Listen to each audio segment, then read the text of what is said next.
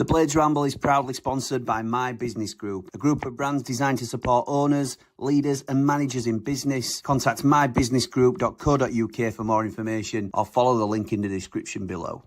Blades fans, subscribe to Blades Ramble. Up the Blades.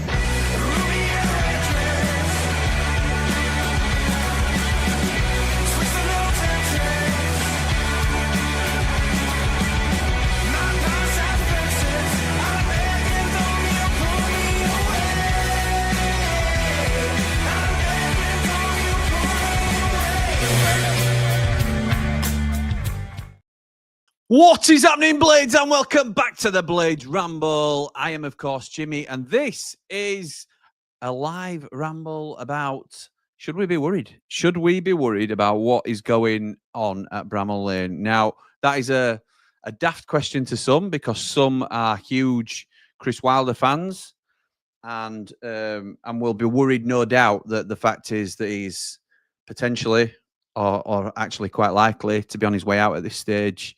Others will not be worried about that fact, but the thing I wanted to sort of look at a little bit more was whether it's going to be with Chris Wilder or without Chris Wilder. Should we be worried about the ongoing uncertainty and the knock-on effect that has in terms of us losing ground on our rivals?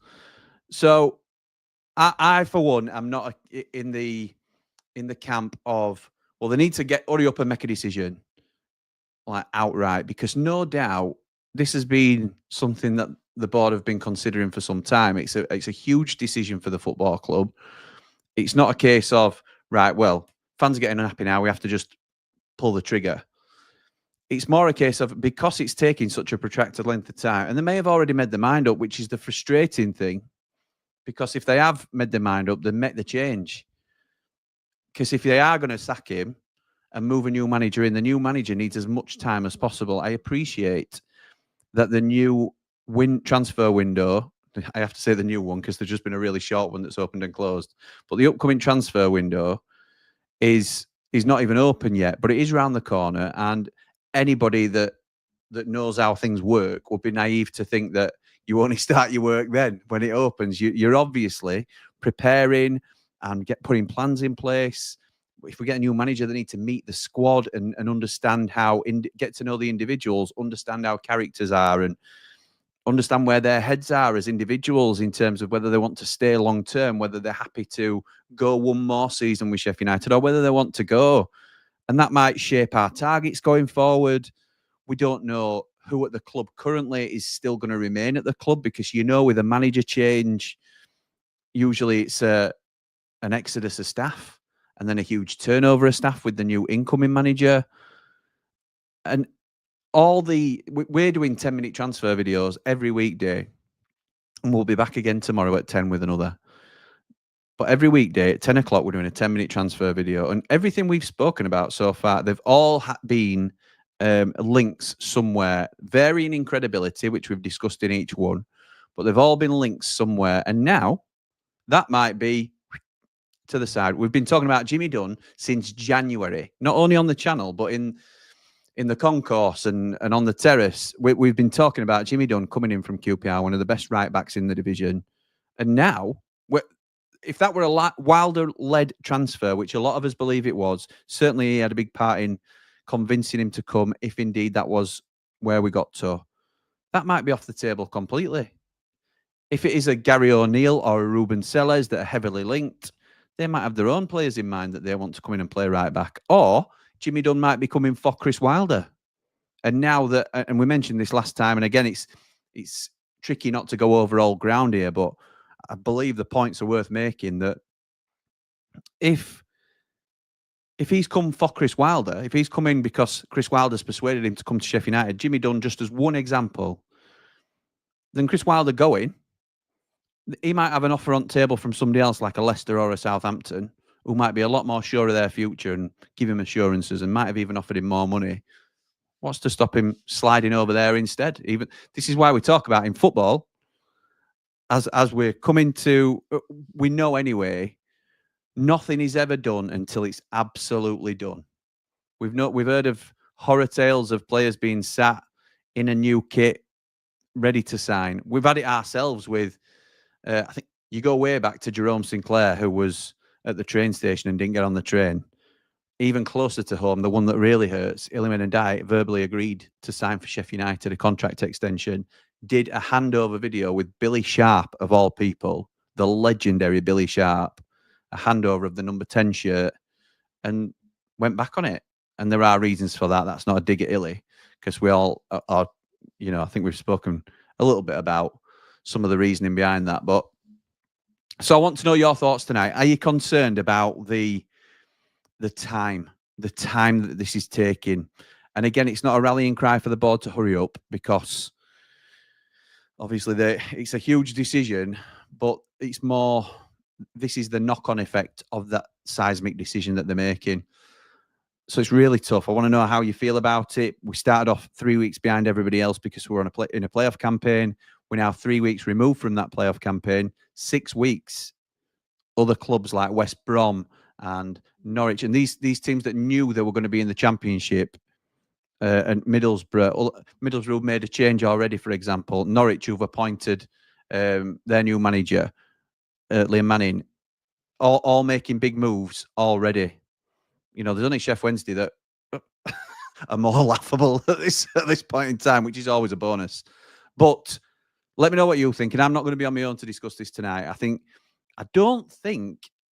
mean, I've spoken to him an awful lot, but I don't think he has had the opportunity yet, other than in a couple of comments, to air his views on how he feels about this situation. And I know a lot of people like to hear his view. So here he is. It's the Man Mountain. This is a view from the mountain, with a heart so pure it's astounding. Man Mountain, strong and true. What a man, what a view. What a man, what a view. How is it going, pal? Are you okay? I'm well. Evening Ramblers. How are we doing? Don't know, not too panicky, I hope. Well, it's a weird one, isn't it, mate? Because we've had a bit of time to get our heads around this now. I think we understand that the sources that I've had that confirm that a change is most likely. I think we believe that there's a lot of merit to it. So we're expecting. I've had a little bit of time to get my head around it, and I know you and Dave and a few of the closer people to the channel are aware of. With that in mind, it's not really a grieving for Chris Wilder scenario now. It's more a case of, well, first I want to know how you feel about the potential change, but also, are you concerned about this length of time in terms of not how long it's taking? And again, I don't know if I articulated it quite how I wanted to, but in terms of us being behind now, and the more days that tick on and a decision isn't made, we are losing ground on potential targets and decisions on existing squad members. You know, there might be some people that fancy taking Reece Norrington-Davies or Ryan Brewster or Jack Robinson or whoever that we might see as a peripheral player that end up moving on because we can't make a decision on them yet because we don't know what the new manager wants to do. So what are your thoughts, mate, on this whole scenario with Chris Wilder? There's at least 3 questions you've asked me there. Yeah, well, there you go. The floor is yours. I'm just going to have a little drink now. The floor's mine. So with regards to Wilder, you know, we're pretty much on the same page in that we admire what he's done. We think that the season has been a successful one, despite obviously it wasn't exactly what we all wanted. The more I think about it, I'm actually looking forward to the season a lot more than I probably would have been if we'd have gone to the Premier League. I will be frank with you about that. I wondered where you were going to go with that. Then I thought you were going to say, like, if it's going to be without Chris Wilder, I'm absolutely looking forward to it a lot more now. I thought, wow, that is a statement straight away. Because there have been some people that have taken that. They're in the minority, I believe, but there have been some people that have taken that stance. It's time for a fresh page. But you are looking forward to it being a championship season. This was one of the silver linings that we talked about, and obviously we'd rather be in the Premier League. But in terms of enjoyment, pure enjoyment on the field, we're hoping for a much better season out with than we would have been in the Prem. It's not just that, Jimmy. It's the way that we would have gone up. So I know 92 points is a very impressive total. I think we've got there this season because of a few outstanding individuals that we rely on quite a lot to get us over the line in games where we haven't sparkled. You know, there's been sparkling performances from time to time. We've struggled against sides who are in the same or thought of in the same realm as us because of the league position. But when we went up before, and that gap has obviously got bigger between the 17, if they want, they're calling them the 17 now. That's the buzz term for the 17 teams and the 3 that come up. The gap's got bigger. That's obvious. The big 17. It used to be the big 6, didn't it? It's now the big 17. Mate, you look at that. When I remember going up and looking at the fixture list, going, "Oh, I remember when these were gimmies. When these were the ones like you've got to win there. You got to win." And like we said about Bournemouth, we can take something from Bournemouth, surely. It's all them in it, and now we've got to get a few wins against these lot. Just nowhere near it, absolutely nowhere near it. But anyway, got miles off. Let's not get off the point. The point is, I think that Burnley, through Scott Parker, who deserves credit for how we went about it, utilised the strengths of his players and got them up with 100 points. Amazing. I think Daniel Farke, having lost the 3 big hitters that we speak about, and has cultivated a really strong side and identity for their team. Yeah, they've got that now, and they had that under Bielsa, obviously, which again I thought was kamikaze at times, going and trying to go man to man with Man City and teams like that, and getting whipped, obviously. But they had an identity in their team, and when we went up, we had an amazing identity that had been sort of cultivated in a season in the Championship. Alan Neil, Chris Wilder, the formation, the overlapping, underlapping centre halves, etc. We had a real method to how we went about our play. And when I look at Sunderland going up, I do fear for them, because I think that they are lacking a playing identity where Burnley and Leeds have one. I think that's fair. We had one when we went up and were successful. I don't think we've got one at the moment in terms of.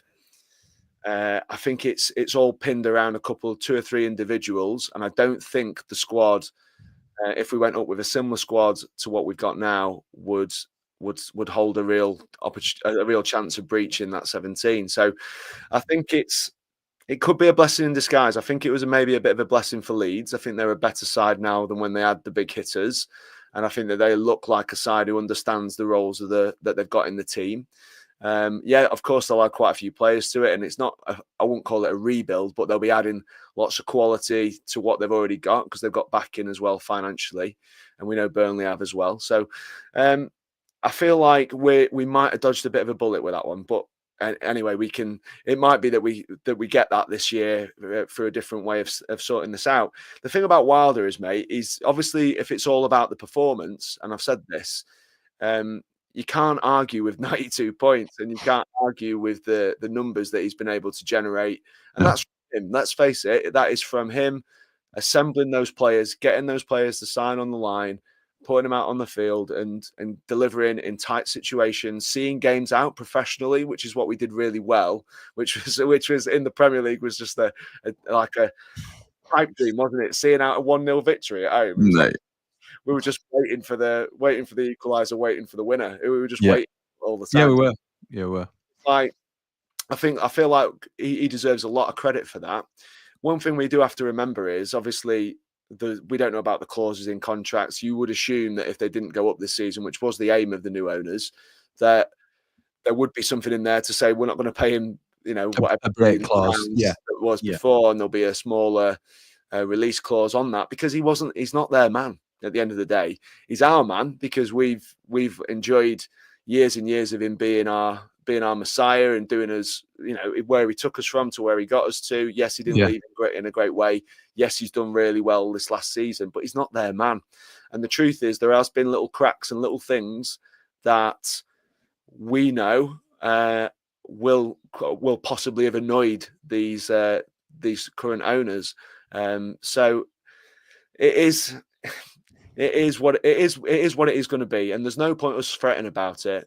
They'll have somebody in mind. For me, I think that we put in a time frame on them because we've sort of hijacked the news a little bit. We've managed to get intel on what they intend to do. We probably might have known the information before Chris Wilder, which is a bit scary, to be honest.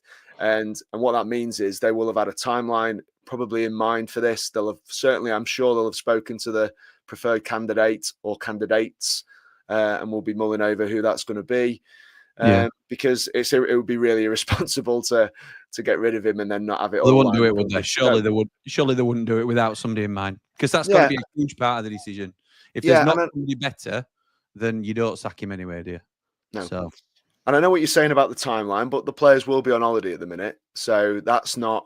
It's not just the players, though, mate. It's not just meeting the players. It's getting your head around the whole structure. We don't know if it's going to be Gary O'Neill, Rubén, Sellés have both been mentioned. Sean Dyche is a name that keeps popping up. You know, there's also whatever name it comes to be. They're all very different coaches. They will have very different ideas for how they want Sheffield United to play and who they might want to keep. So it's not just about them meeting the players and sort of understanding them as characters, although that's a big part of it. It's the whole foundation of what we're going to be as a football club. And that's the concern, is that it hasn't moved forward earlier. It's not a case of, they're taking too long now. It's we are too far down the calendar to be still in limbo about this decision. That's probably where I wanted to sort of discuss. You know, it was a case of we could have done this 3 weeks ago. And you're right, they most likely have been lining up an alternative candidate, which is what is the only explanation I can have for the delay. But because of this delay, we're 6 weeks behind other teams. And it's not frightening, because I still think we've got a really good foundation and a really good core in our squad. And we're still a very attractive proposition for a top-end championship player. But it's still putting us at a slight disadvantage that we could be doing. We're getting in front of, really, in my eyes. Yeah, I hear what you're saying. But if he's on his Ollie Bobs and they had to have the meeting to make that decision, and obviously there's a lot of people involved. It's not just one person pulling triggers and making the big calls. It's a group of people, and they have to have that. They have to have those discussions. These decision making, as you know, will take longer the more people that are involved. And when it's their money, they'll have a strong view on what that needs to look like and what they want moving forward. I think that it's quite exciting personally, in that we're looking to change how Sheffield United is ran. Okay, I think that's obvious, and I think that when you look at the teams that have been that are becoming more successful, so the ones that not the established clubs who've been benefiting from Premier League money for years and years, and not those types of clubs, the clubs that have emerged over the last sort of 10 years, in your Bournemouths, your Brentfords, and your Brightons, or the Bees. They part of the Big 17. Yeah. Well, again, but they are not bigger clubs than Sheffield United. Historically, they're not, but they certainly are in the modern day. Certainly more attractive. But yeah, okay. And there's obviously, it depends how you quantify that. Whether you think that's to do with fans, whether you think that however that gets quantified. I think that they have been the clubs that have gone from there to there in the last 10 years. Yeah. And they've done it a certain way. And I think that the owners have gone, well, Sheffield United, the best part of 30,000 fans through the door compared to them. You could say is potentially a bigger club in the making here. And being able to get us at that kind of price, we're very competitive in this league, and a team that are likely to challenge every single year from now on in this division. And it's that carrot of being an established Premier League team and backing that up with year-on-year money like that. Yeah. The truth is, when you go up, and I was watching a stream earlier with Connor and Benjamin Bloom talking about this. If it's historically, if you'd have said, Bournemouth and Brighton and Brentford, they're going to have first choice of player over Leeds United, that is a new situation for everybody to do. Then if you're going to bridge that gap, you've got to come up with, not necessarily, we can't go to war with anyone in the Premier League when it comes to signing players. We can't. We haven't got the resource. The differences are massive, as we know. And the truth is, we've got to find a way to find these players that are going to level up our team that are away from traditional methods. We are not going to pluck somebody from anywhere, League One, the Championship, who's going to come up and then be good enough to level up our team to a point where we're going to be competitive in the Premier League? I don't think so at this moment in time. Competitive in the Premier League is maybe where you win the argument there. I would, and I think these are a lot more rare than they used to be. But I would throw out Michael Cooper, Harrison Burrows. In terms of getting the absolute maximum out of a player, Tyrese Campbell. Right. Because I say that with respect, because I think Tyrese Campbell has played the best football he's played of his career this season. And I would attribute some of that to Chris Wilder. A lot of it, the 90% of it is Tyrese Campbell, by the way. But it's then how much can he step up? Because I'm not convinced that he would be able to do it in the Premier League personally. But Michael Cooper, I think, could. Harrison Burrows has got a very high ceiling, but we've seen a lot of players that have had high ceilings before and not quite reached that potential. I think what you're saying is, as a club, and where Sheffield United could end up being, is we are seen to be a certain size club at the moment with a higher ceiling than some of these ultimately successful clubs at the moment in the modern day. We have got a higher ceiling than possibly a Bournemouth. And the club size is one thing. I think the location plays a huge part, and obviously the recent history, they've been tremendously successful. It's apples and oranges, isn't it, sometimes? But ultimately, the lure of the Premier League, like you said, that we're out of the race to fight any of those 20, never mind the 17.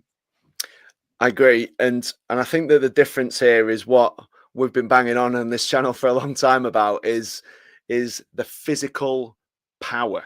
It's physicality. You can have technically good players. Gus Hamer is technically good enough to play in the Premier League. That is there's nothing sure in my mind than that. Agreed. It's the physical power that you are up against. You can get ran over by nearly everybody in the Premier League. If we went up with this team we've got now, like I've said to you, we've got 2 or 3 guys who may be able to compete on an even keel with the athletes that exist in the Premier League. And teams can have 2 or 3 technicians, I suppose, who aren't like that. But you need 7 or 8 absolutely physical machines to deal with the level of player that you're up against. It doesn't matter how technically gifted you are. If you can't win a race, if you can't win a 50-50, and if you haven't got that physical power, look at Senegal. Like, look at the improvement in that team. They have always been, and like, again, no surprise, the 3 lads that we've got that we've got through the AI, they're all African, aren't they? Yeah. And all said to have pace. Yeah. And power, because that is the difference. So when you go, well, like we speak about the Bournemouth game all the time, when you go up against these sides, you've got to be able to compete physically. Now, you might, and in the past we've gone up with guys who probably can do that, but they're not good enough footballers. So you sort well, of, we're going to mention that. We're going to mention that because we've had players like Chris Basham, whose engine was incredible. So in an idealistic world, we're talking about players built like Vinny Souza. Vinny Souza is not a great example because he's not always, he doesn't always stay fit. But in terms of a physicality point of view, they're the type of athletes that we're looking at, and you have in your head as an idealistic model. But Jack O'Connell, somebody like Jack O'Connell who can get up and down that pitch without losing a breath. George Baldock were in that category as well. Ender Stevens getting up and down that left-hand side. We haven't got those sort of athletes anymore, and it's a subtle difference, but it's our team then, 18-19 and 19-20, they would go till the 95th minute and still be as dangerous. I won't say as fresh, obviously, but they'd be as dangerous in the 95th minute as we were in the first. And I feel like our team currently fades at 70 minutes and hangs on a lot of the time. Well, that's the thing. We've kind of been better with the injuries, because I know that Wilder was heavily critical of the amount of injuries that we were having before he arrived. But then you'd say to yourself, okay, so we're having a few less injuries. I get it. But we've got 5 or 6 of our key players who can't last 95 minutes. Yeah. And that maybe means that he's not pushing them physically to get the injuries that we had before. Because, and actually, what it all boils down to is you've got to be a really good natural athlete to deal with the intensity of what is the demands of the modern Premier League. You have got to be a proper athlete. And like I said, we've got a few who can bridge that. We look at people like Femi. We think now he's a beast. Yeah, and he might be able to, if he can level up his play and the improvement we've seen this season means that I'm really, really optimistic about that now. I wouldn't have been before, but I am really optimistic about him now. Ty Campbell, you can see he's got pace to get to running and get away, but it's the physicality. Can he handle it? Would that still be the same in the Prem? Not convinced. Can he last the full game? You know, I don't think he's had the match fitness to do that. And like you said, in the playoff final, you were gonna say, you said this to me, didn't you, about the playoff final? We ran out of juice, and it showed. And when Gus and Ty, two of our key men, had to go off, that's what you said to me at the time. Bad news, because and it took care of itself, didn't it? And then I think, it's a concern, mate. That's for me. For me, we've got it. The AI thing is about targeting athletes who can, because they'll know their running stats. They'll know how fast they run. They'll know how many sprints they do in a game. They'll know about because it's all monitored. They'll have that data. That's what this is basically. We're getting older guys who technically haven't been spotted by anybody else, but we know that they can probably make what was it described as by Hecky? High intensity sprints. They can probably do more than anyone else in our squad, I'd imagine, just on arrival, based on what they do already. I would imagine that is probably why they've been bought in the first place. Now, getting them up to the technical quality you need, that's different. That can be coached. But the physicality of it, you can't coach Harrison Burrows to be a world-class athlete. He's got all the technical ability in the world, but you can't teach him to run as fast as Femi Sariki. It's impossible because of genetics, because of everything else. And I believe that is part of the strategy that we have to go with. Do you think that's a ceiling that will stop him being a good Premier League player? Well, no, because like I said, I think in certain areas of the pitch, you can afford to have players who are slightly more technical ability than physical ability. Yeah. If you look through most teams, they've got a few of those types of players, as well as the 5 or 6 absolute beast athletes that you need to be able to compete with the speed on the transition, the amount of pressure you need to put into a press. You know, it's just a really the distances covered, the high intensity sprints, being smart about using those. Like Notts Forest, they're so smart in how they're set up because they know they've got guys who can do that, who've got the pace. Alanga, for example, unbelievable pace. And they sit in a low block, concede possession. They know what the game plan is, don't they? And it's like you've got to have guys who are going to go and win some of those races against defenders. Because if you haven't, how are you ever going to compete? And how are you ever going to win the ball back? Because they're technically brilliant, but they're also amazing athletes. So I think that's where we're going with it. I think Wilder is an amazing manager at Championship level. He's proven that before. He's took us to the Premier League. He's cultivated a system, which I don't think he's done in this team, and he has done it previously. And I think what they're looking for is a different way of playing, which is why, although I respect Sean Dyche, how can you not, for what he's achieved with Burnley and Everton, brilliant manager. Again, is he similar, like people are saying, is he similar to Wilder in that approach? Is he a bit more of that traditional ilk? Old school, Are we going to look towards one of the newer managers who are looking at things going, you know, I want my guys to be able to press like this, high lines, that, you know, being able to recovery runs, high intensity sprints. I gather that is where we're going because that is how these teams are now established where they are. Okay.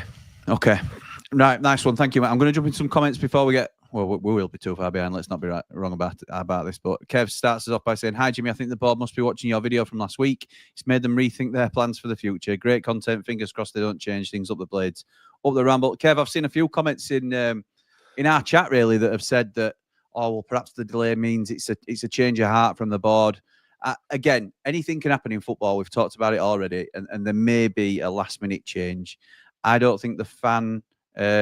feeling or anything like that will have a big enough impact on the ownership to sway them against what they already want to do. I fully believe that a change will be made, and I just think it's a matter of when and not if now, personally. That's my perspective on it. Joe says, personally, I feel if we do sack Wilder, we need a complete switch, not a Dyche, a little bit like Paul's been talking about. A younger manager such as Rossignol or Will Still, I know he's unavailable. Get it done soon and give everyone a chance to gel. So Rossignol would be my first choice, but I believe he's unattainable. Will Still's obviously gone to Southampton. Rossignol is playing in League 1 and done a very good job at Strasbourg. I think he finished 7th. I don't think League 1 is a million miles away from the Championship. I don't think it's like one of the top leagues now. It's certainly not in the same ilk as the Premier League anymore. Certainly not in the conversation for my reckoning. But I also think that because he has taken that leap to go to a foreign country and managed foreign players now and shown how adaptable he is and how he can still be a success in a foreign country, particularly when backed, I think Liam Rossignol's next job is in the Premier League back in England. I don't think it's top end of the Championship. Right. Can I just stop you there? I hope you are going to convince me that I am wrong with that, because if you think he's a realistic shout for Sheffield United, then and if we are sacking Wilder, because I still think Wilder should be the boy, but if we have to go for a new manager and Liam Rossignol is available, what are we waiting for? Go on then. Well, you tell me why you disagree that he's not available. No, I don't disagree. The thing I disagree with is the culture within the Premier League of hiring young, unproven, let's face it, although he's done an amazing job over there and he's had some success, and we hear about it. We don't see it, we hear about it, don't we? Yeah. And what club is going to take a punt on a young British manager straight as a Premier League job, having not got there himself? Now, the reason that Sheffield United could be a good option for him is because we are an upwardly mobile team in this division, in that we have a good opportunity to get ourselves promoted. Yeah. Now, I don't see Liam Rossignol currently, even with another successful year in France, I don't see a Premier League team going, let's take a punt on him, because they just don't. Young British managers, mate, they would happily sign an Italian or a Spanish person or anyone. You're right in that respect. You're right in that respect. You are, mate. Yeah. Yeah, they'll take punts on Thomas Frank and Areola. They'll take a punt on someone that they've seen manage in another country and go for it straight away. I don't think that there's a team there at the minute who would hire him. Not that he doesn't deserve it, not that he wouldn't be good enough, but I just don't see it. And I think that if he was going to get there, we might have to get a team promoted and earn the opportunity into the Prem, like Kieran McKenna had to. Kieran McKenna. So Kieran McKenna would never have got a Prem job, never. Which is crazy, isn't it? Because I've looked at Liam Rossignol. I nearly called him Leroy then, because what comments that call him Leroy. Yeah. But I look at him and I think he's more than earned the right to get a Premier League job now with what he's doing. Oh, that is my opinion on it, on how highly I think of him. But you're right. If you look at the opposite side, the clubs, who's going to take him? Who would? You know, you might need Burnley to have a shocking start to the season, or somebody nabs Scott Parker, and they might have a punt at him. But other than that, Brentford are going to potentially recruit former Sheffield United coach Keith Andrews as their next manager to replace Thomas Frank. But he's been in their ranks for the last 12, 18 months. I think that's a dodgy call, to be fair, or certainly a risky one. But that is the closest you're going to get into it, because he's already at the club. So they know a lot about him. They've seen him day in, day out. He's said to be a very impressive coach. But you're right, Liam Rossignol may well be. So you think he's attainable if we are to sack Wilder? You think he'd be in the mix potentially? Well, obviously it'll depend on his circumstances. I don't see many British players and managers having longevity in foreign really happen very often. And he's gone there because it's a good opportunity at a good level to go and try and prove himself. But if that doesn't get him above the Championship, then what's the lad doing? What else does he have to do? Well, he's educating himself, isn't he? He is. Fair play to him, but you'd like to think that everything he's gone through to sort of better himself as a manager, not only proving it on the pitch with his results. It's just balmy how it works, really. I'm sort of arguing out loud. I'm not disagreeing with you. Who would be your, before I get to more comments then, just because we're on that subject, if you had to pick a Wilder replacement, and again, we're not saying we want a Wilder replacement, but if it looks like we are going to go down that route, who would you want? Not who do you think we'll get? Because I know you've said we will move away potentially from the Deitch model and maybe a young up and coming coach. Who would you want if you could have anybody that you think is realistic? That's really difficult, Jim. I'll be honest. I know. I think there's safe pairs of hands out there in Cooper and Deitch. I think they are proven at this at the level they've achieved at the level. They are safe for me. If you're going to go somewhere else, and again, you only really know based on what you've seen yourself a little bit, but also what people say about other coaches. Yeah. Because you're talking to me about Rossini. I like the way he sounds. I love the way he interviews. I think he's a really good pundit. Actually, I think he's one of the best pundits I've seen on the football. I agree. Didn't you like the way he played with Hull as well? I don't know how much you saw of him when he was. Yeah, well, they were quite successful, weren't they? And they thought they'd be kicking on, and they looked like they were a team who were going to go and challenge for the playoffs on a regular basis. Yeah. And that hasn't happened since he's gone, really, has it? So, and what you hear about him in France is he's had a good finish, hasn't he? He's finished well in that league. I don't think that position's beyond that club, if you know what I mean. It's not like it's some amazing. No, that's fair. Yeah. Some minnows and ending up on the edge of the Europa or whatever. They're a good sized club, aren't they? In that. Yeah, they are. Yeah, they are. So it's Liam Rossini, I think, would be. If we're moving forward with a new style of coach, he might be excellent for it. I had a conversation in the chat about Rubén Sellés as well. I mean, he don't come with a lot of fanfare because Hull have got rid and they've had a poor season. Yeah. So that doesn't. I mean, we are very quick in this country to sort of anyone who has a rough spell as a manager is almost done and dusted, aren't they? So they have one bad run in a team, and all of a sudden they're on the scrap heap, and it's a bit cultural that in this country. He might be an amazing coach who just didn't have the resources to play the way that he wanted to. Well, just on Sellés, mate, because he is a name doing the rounds significantly at the minute, and a lot of people are saying it's going to be him. Second Tier put out a tweet when he was sacked by Hull that says, Hull have confirmed the sacking of Rubén Sellés. He took over when they were bottom of the league. He guided them to safety. He won the 14th most points in the championship during the time he was there, and he conceded the fewest goals outside of the top three during the time that he was there. So it does appear to me, I mean, I didn't study him closely when he was at Hull. I thought he was a good manager. I thought he would sort him out. I didn't realise he took over when they were rock bottom. And he certainly did a good job when he came to the lane and did a job on us, basically. They beat us 3-0. And I thought from the outside looking in, it was harsh, but I wasn't like, oh my God, that sort of thing. But then that sort of adds a bit of context. And then you take that from the job that he did at Reading as well, who were a club in absolute turmoil at the time. And he had them in and around the playoffs in League One with no money and stuff. And I'm not doing this to have a sideways dig, but they weren't having the wages paid and stuff like that. There were all sorts of real problems going on, undergoing a takeover, but that's because the chairman was an absolute laughing stock and sounds very familiar to the Blue Half, to be honest. But he not only kept him afloat, but had him thriving and sort of used that to galvanise the team. I can see the merit behind his name being in the mix. I agree with you. I don't think it would, excite a lot of people. I think you'd be saying, well, why would you get rid of an experienced manager who operates at the top end of the championship in Chris Wilder and has proven, particularly for our club, what he can do? That might be why Rubén Sellés is in the mix, but it's not going to excite people. Gary O'Neill is also a name that's doing the rounds as well.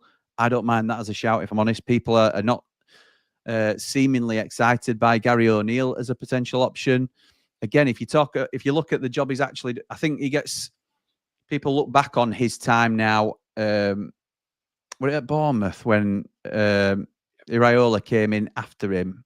Am I on right lines here? Yeah. And because Iraola's taken him to the next level, he's obviously seen to be, from a layman's point of view, well, what were he doing? Why were they just static in whatever they were doing? Wolves, obviously, they sort of drifted away, but I thought he started really well with Wolves and got them solid. you know, made some decent, maybe a Tommy Doyle link might be in there that might turn a few blades his way. So there are reasons. I think and you talk about Liam Rosenior speaking really well and sort of, I think that counts for something. It certainly won't relay into results onto the pitch straight away, but I think it's how they represent your football club is really it's a tick and it's a positive for me. I think I'd be proud to have Liam Rosenior leading us.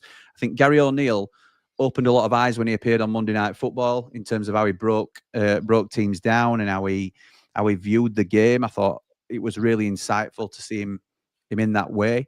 So there are pros for a few different options, and the way we always try and do it on the Ramble, I will not. We'll always be honest with you, and I'll give you my honest opinion on it. My honest opinion again is that I want Chris Wilder to stay. I think he's the best man for the job. But if we are going to make a change, which I think we will, again, my honest opinion, I think we will make a change. I'm not going to be, what is the club doing here? Why are they appointing Gary O'Neill or Rubén Sellés or whoever it is? It will be, well, why have they done it? Let's have a look at the positives he could bring, and we will try to look at all sides of the argument, and we'll acknowledge the negativity around it, but we'll also try and look at why and what he can bring, whoever it might be. If it's Sean Dyche, a lot of people are saying, no, he's a dinosaur, negative football. Well, maybe so, and I understand that. But if it's winning football, if we're second in league come January or first in league, then surely we're happy with that to a degree, aren't we? So it's, you know, we might be playing kick and rush, but it's successful kick and rush. So there's all different ways to look at it, mate. I've said it, mate. I've said it. People have emotional. Wilder's an emotive person. We've been spoilt with him, haven't we? Because he's not only been a club legend, he's been a successful club legend, which he's never going to replicate, I don't think. Like, very, very rare. Very rare. But let me tell you now, and I said this in the chat as well, if we get to halfway through the season and we're top of the table, nobody's Mr. Bean could be in charge, couldn't they? Twice. Nobody's going, oh, Sellés don't like him, or O'Neill don't like him, or Dyche don't like him. You'll be like, this is it. This is what we want. And right. It's all about going to be results on the pitch. There won't be a period of time like Slav found out where you can go, oh dear, well, we were expected to be up there. Now we're here and here and here. And what's going on here? Because you'll be down the road. And that's how this works. So if he's going to implement a brand new style to the players, he'll need to he's still got a window, still got time to go in and get those players. He'll need to be backed, obviously, whether it is by the board, to get the kind of players that he needs. Like we said, we're going into this season, and for people who are a bit, oh no, what's going to happen?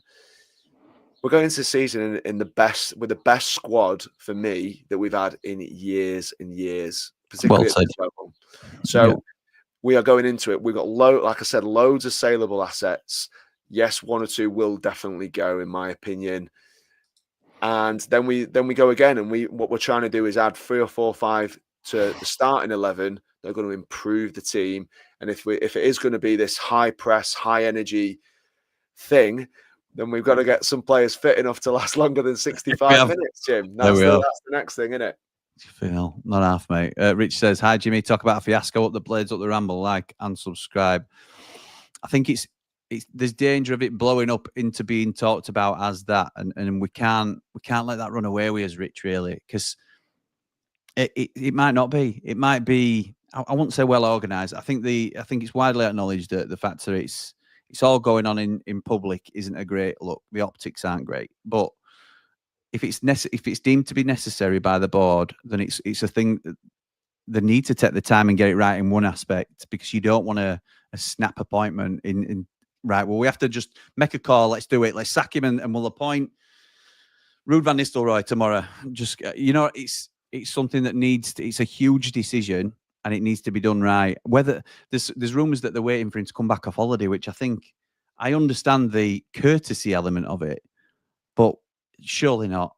I don't know how long he's going to be on all. If it's a 2 or 3 day jaunt to play golf, then that's fine. If he's on a 10-day all inclusive, then what are we doing here? Do you know what I mean? What's going on? Get things moving. So anyway, that's by the by. I'm going to try and catch up on some comments. Dino says, can't say I'm entirely enthralled on how things are going under the new owners. Can see us off to a bad start already. If they're sacking the boss, do it on their own. Do it and get their own choice in now, or back Chris up the blades, up the right. I think it is a huge risk what they're doing, isn't it, Paul? In terms of they will have to back this new man, they're going to have to do financially. You've got to see it's a ruthless call to a degree, because it shows that its promotion is the only aim now. Because you would certainly back Wilder for another playoff campaign, probably top 4 comfortably next season, I would say, in terms of how we performed last year. So they are clearly saying that's not going to be good enough. And if you are going to bring in somebody like a Rubén Sellés, or even a Gary O'Neill who's done a decent job in the Premier League, you have to make sure they've got the tools to do it. Surely, do you not think it's a automatic promotion push or nothing? That's got to be the remit, surely. I think if it's down to Wilder, you stick with Wilder if not. No, I can't see it being about performance on the pitch. I can't see the change being about that. I think they want to make a whole, like, a cultural change in the club, and that might be the structure of the club. It certainly starts with a manager, doesn't it? And the staff. Yeah. He's not their man, so they've inherited Chris Wilder. He's done an amazing job for him, in my opinion, this season.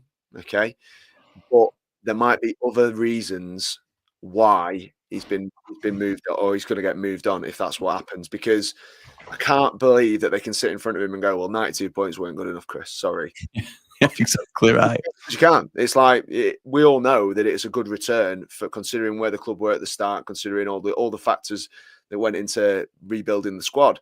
Yeah, I stand by what I said about the identity of the team. So I don't see a method that has been sort of instilled to the club. I don't see that telepathy almost that we had before under Wilder that is there within the players that we've got. And obviously that takes time, and he's not had a lot of time to do with that with the players, obviously. But there's other things, isn't there? There's behaviour, there's the image, there's the things that have happened off the pitch. There's been the discipline side of things. There's the way, they won't be daft. They'll know exactly what happened when he left last time, the things he was saying, and that's about people.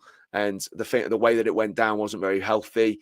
Maybe that's just, they don't want that kind of man in charge. We love him because he's one of us. He's one of our own, and he's been successful, amazingly successful, giving us a really good reason to love supporting Sheffield United again. Because honestly, before he turned up, and we've been over this before, I was falling massively out of love with football and watching Sheffield United, because it was so poor compared to what he brought to the table. So we all remember that. But I think there's a number of reasons why it could be a change. I think it will be a big change in terms of how we go about it. But again, I don't think anyone who comes into this job is going to get time to have a mediocre season, because I think that these lads, they want the success. But they need a blueprint for the Premier League. We need an identity to go into that Premier League with, that gives us an opportunity to stay there. Because that is, again, what we said it before, getting up's great. The only way these lads make any money out of this club is if we get up there and we stay there. I agree with you, mate. And I think that in terms of, I think it's going to be a significant change when they make this change, I think.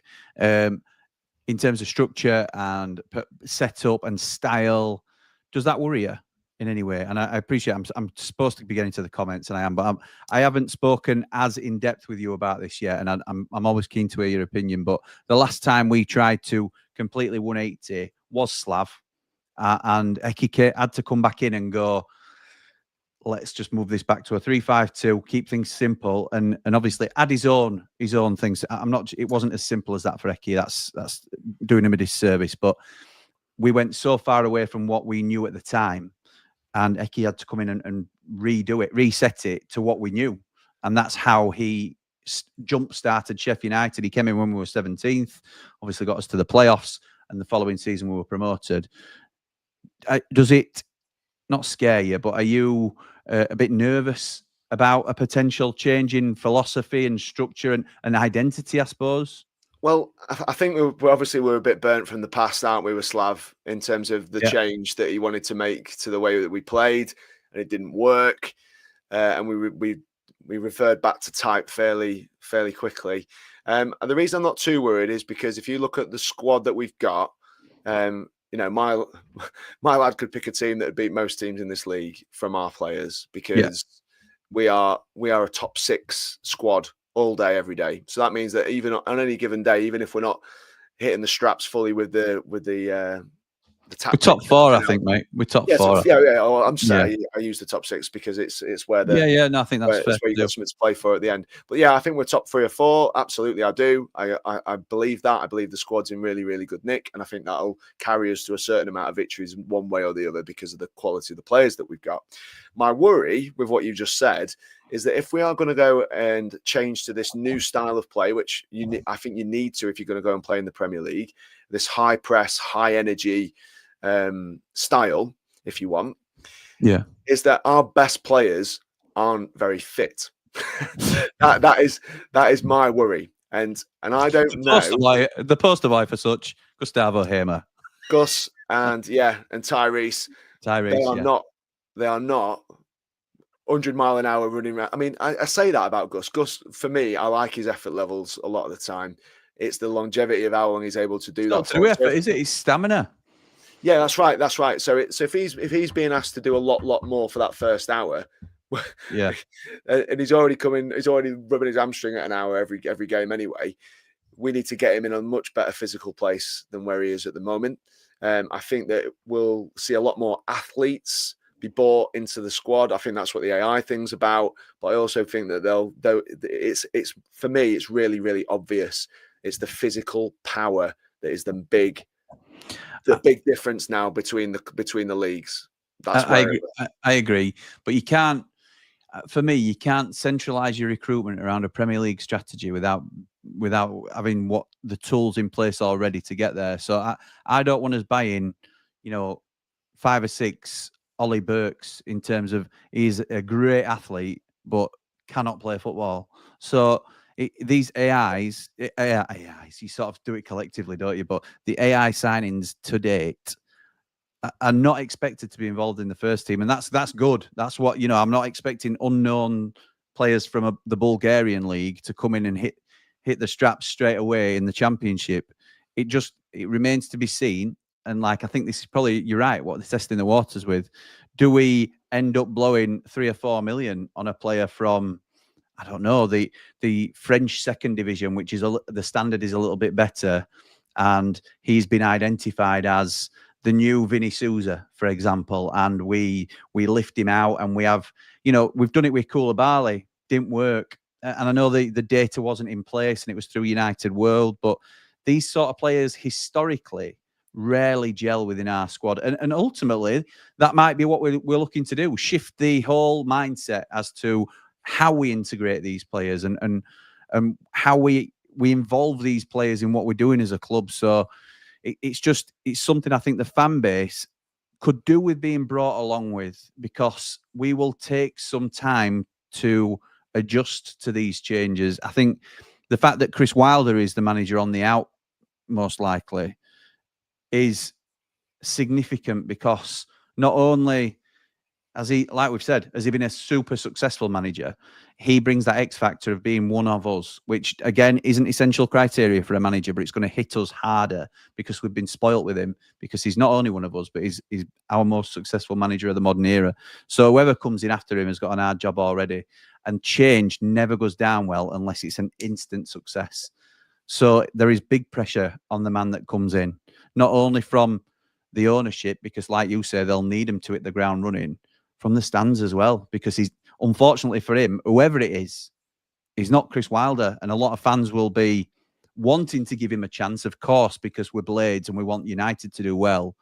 But as soon as it starts to tank a little bit, it's going to be, they should never have got rid of Wilder. You can see it coming a mile off, can't you? If we get 3 points from the first 4 or 5 games, what have they done here? They have ruined our season. They have get these owners out. It is a huge risk from this ownership, what they do. And it's brave. I'm not necessarily saying it's the wrong move. I don't agree with it, but I'm not making the decision. It's not my money. But you coined a phrase, I remember when we were talking about this before, when you were discussing with Connor about Farke, and you were saying about big club mentality. You kept using that term.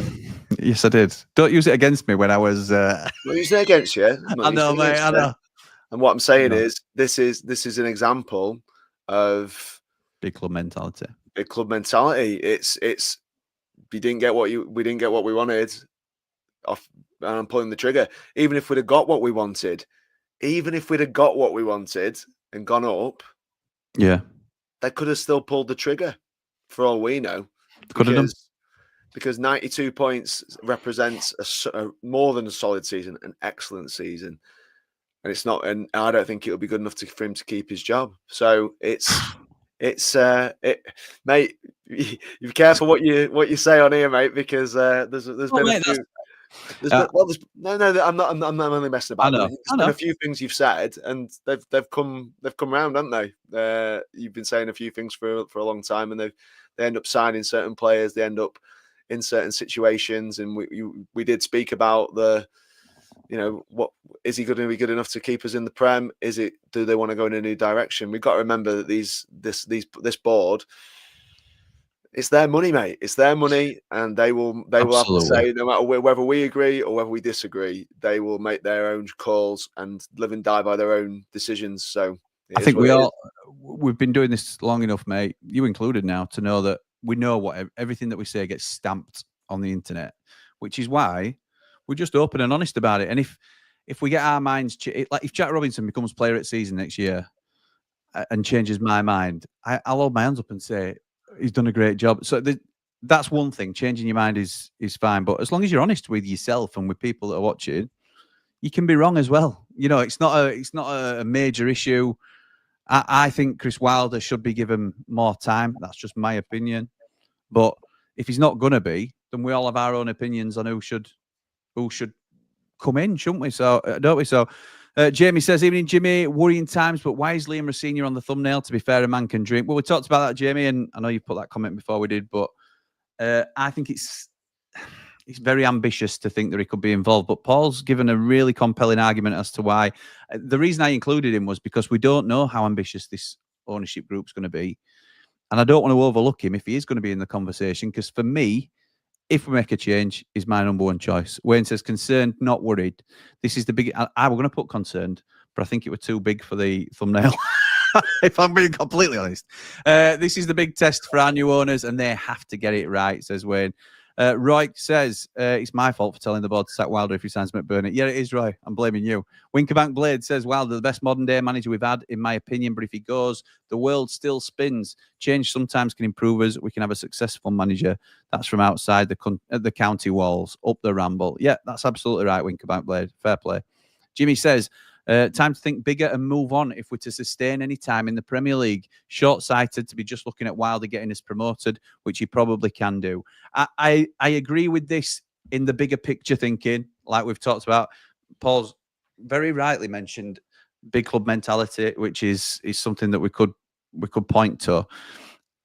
I think we will both agree, though, that the argument for keeping Wilder is significantly strengthened by his performance last year on the pitch. Obviously, there were things in and around it that there's question marks over. His own behaviour, the club discipline, some of the tactical alterations and team selections can all be put into question. But what can't be questioned is the results on the pitch. So I think that significantly strengthens Wilder's case. And you're right. If it had just fallen away and would have been a playoff team and lost at Wembley, then it's disappointing, and you can understand the change. I think because we were so strong all season, we were the third best team by a stretch, and ultimately got beaten by the better team on the day at Wembley, by the way. That's no sort of disregard to Sunderland. But in terms of the overall performance of the season, I think that's why Wilder is still getting the support. If Wilder walks, he won't walk. He won't walk. We build for the future, restart everything. Keep Rian, though. Rian, what do we think to Rian, Paolo? Do we think he's staying, or do we think he's kicked his last ball for United? If Wilder goes, I'd be very surprised. Do you think Wilder continues? Yeah, I think he's got an awful lot to offer. I think there'd be teams. Oh, I do. I just don't know whether he's. I mean, he doesn't have to manage now, does he? Let's be right. He's done very well certainly in his latter years of management. He's done fantastically well, and he's been rewarded financially as well. Will the fire still be there to go again at a club that's not Sheffield United? Yeah, I think so. I think he'd probably want to make a point. I think you know what he's like when he gets a bit between his teeth. I think he'd want to go somewhere, and he'd want to take him to the Premier League, and he'd want to prove he's a Premier League manager. You know, he had that sparkling season in the Premier League. I can only imagine that he wants to do that again. And if the board do say to him, 92 points in, good enough, see you later, we didn't like this, we didn't like that, then I'm sure he'll have enough enthusiasm to go again, because he's got an awful lot at this level. He is one of the managers, so yeah, that's what it is. I remember dreading playing him when he was Middlesbrough manager, because I thought it would just them sort of occasions are made for him. And I know we beat him one at times. We played him and he got some stick, but yeah, I think he thrives on those sort of pressure situations. I don't see why we should be worried. Wilder isn't the only manager that brings passion and love for the game. He's the only one who can attract players. Devil's advocate here, but he did really well, but he also failed in a lot of areas. We said all season this team was third best, but we never performed like that. Sat on 1-0 every game, continued to play a robbo when Holding was here with a lot of good. Also comes a lot of bad. I love Wilder, but in my opinion, he's not shown anything special on the pitch. Never saw any tactical changes when games were not going our way, says Jack. The owners want Prem. We've said we need to attract quality players that will get us there or come to us while we're in the Prem. In my opinion, Wilder has his players and won't budge on the type of signing. I think that's his last comment. So fair points, Jack. Fair points, mate. I think I can't argue with a lot of that. Sheffield United versus Liverpool under 13 girls, 2-0 at half-time. My niece is number 10. Oh, congratulations. EFSA Plate Finals 2025, second half coming up on YouTube. Thanks very much for trying to divert people away from the stream, S. Much appreciated, but hopefully I've read that out late enough that they can watch it afterwards now. Good luck to your niece. Good luck to your niece on that. Yeah. Absolutely right. Love that. Love that. Is she representing United, I assume? Paul says, this could be down to signing Cannon, losing the last 3 games, especially Plymouth, or losing in the final, which we should have walked, but just sat back again up the blades. I think it's hard to say we should have walked the final. I think Sunderland were more than value in that second half. And it was, but I think we lost that game rather than they won it, in all honesty. And that's no discredit to Sunderland. They were the better team, but we were in sole control of that game. When we went to 2-0, it were ours to lose and we lost it. Joe says, if we want to become Premier League regulars in the next 5 to 10 seasons, we do need to move with the times, unfortunately. I adore Wilder, but I support them blades. Yep, as we all do, pal. And this is what I'm talking about. It's these sort of comments from Joe that I think people are starting to not accept it, but understand that this might be the way that we're going. So we might not like it. I don't like it. But we've had a little bit of time as a fan base to get our heads around it. And it's no longer the vociferous, what the hell are they doing for a lot of us now. There'll still be some of it in comments, I'm sure, that we'll get to. It's now a case of, okay, right, well, I don't particularly agree with it for some, but I'm a United fan. And Wilder would say the same. If he would say it's not Chris Wilder FC, it's Sheffield United FC, and he often talks about the club will go on for years and years. The chairman and the ownership will change. They're only custodians of the club. The only thing that will be constant, it will be the fan base. So he will understand that as well, and he'll be compensated as well. Let's not get it wrong. But I am where Joe is, really. I'm not saying we need to move with the times in terms of moving on from Wilder, but if I adore Wilder. But if they choose to make a decision, we'll still be there, won't we? I remember that we got told off someone in your stream from the USA before the playoff final. Who knows the owners? No matter what, we are in good hands with them. So trust the process. We'll be happy with O'Neill or Dice. You are talking about Michael J. Needham, who is a Rambler. And I've been talking to him very recently, actually. Top lad. Love him. Miss you, pal. Glad that you're having a great time out there.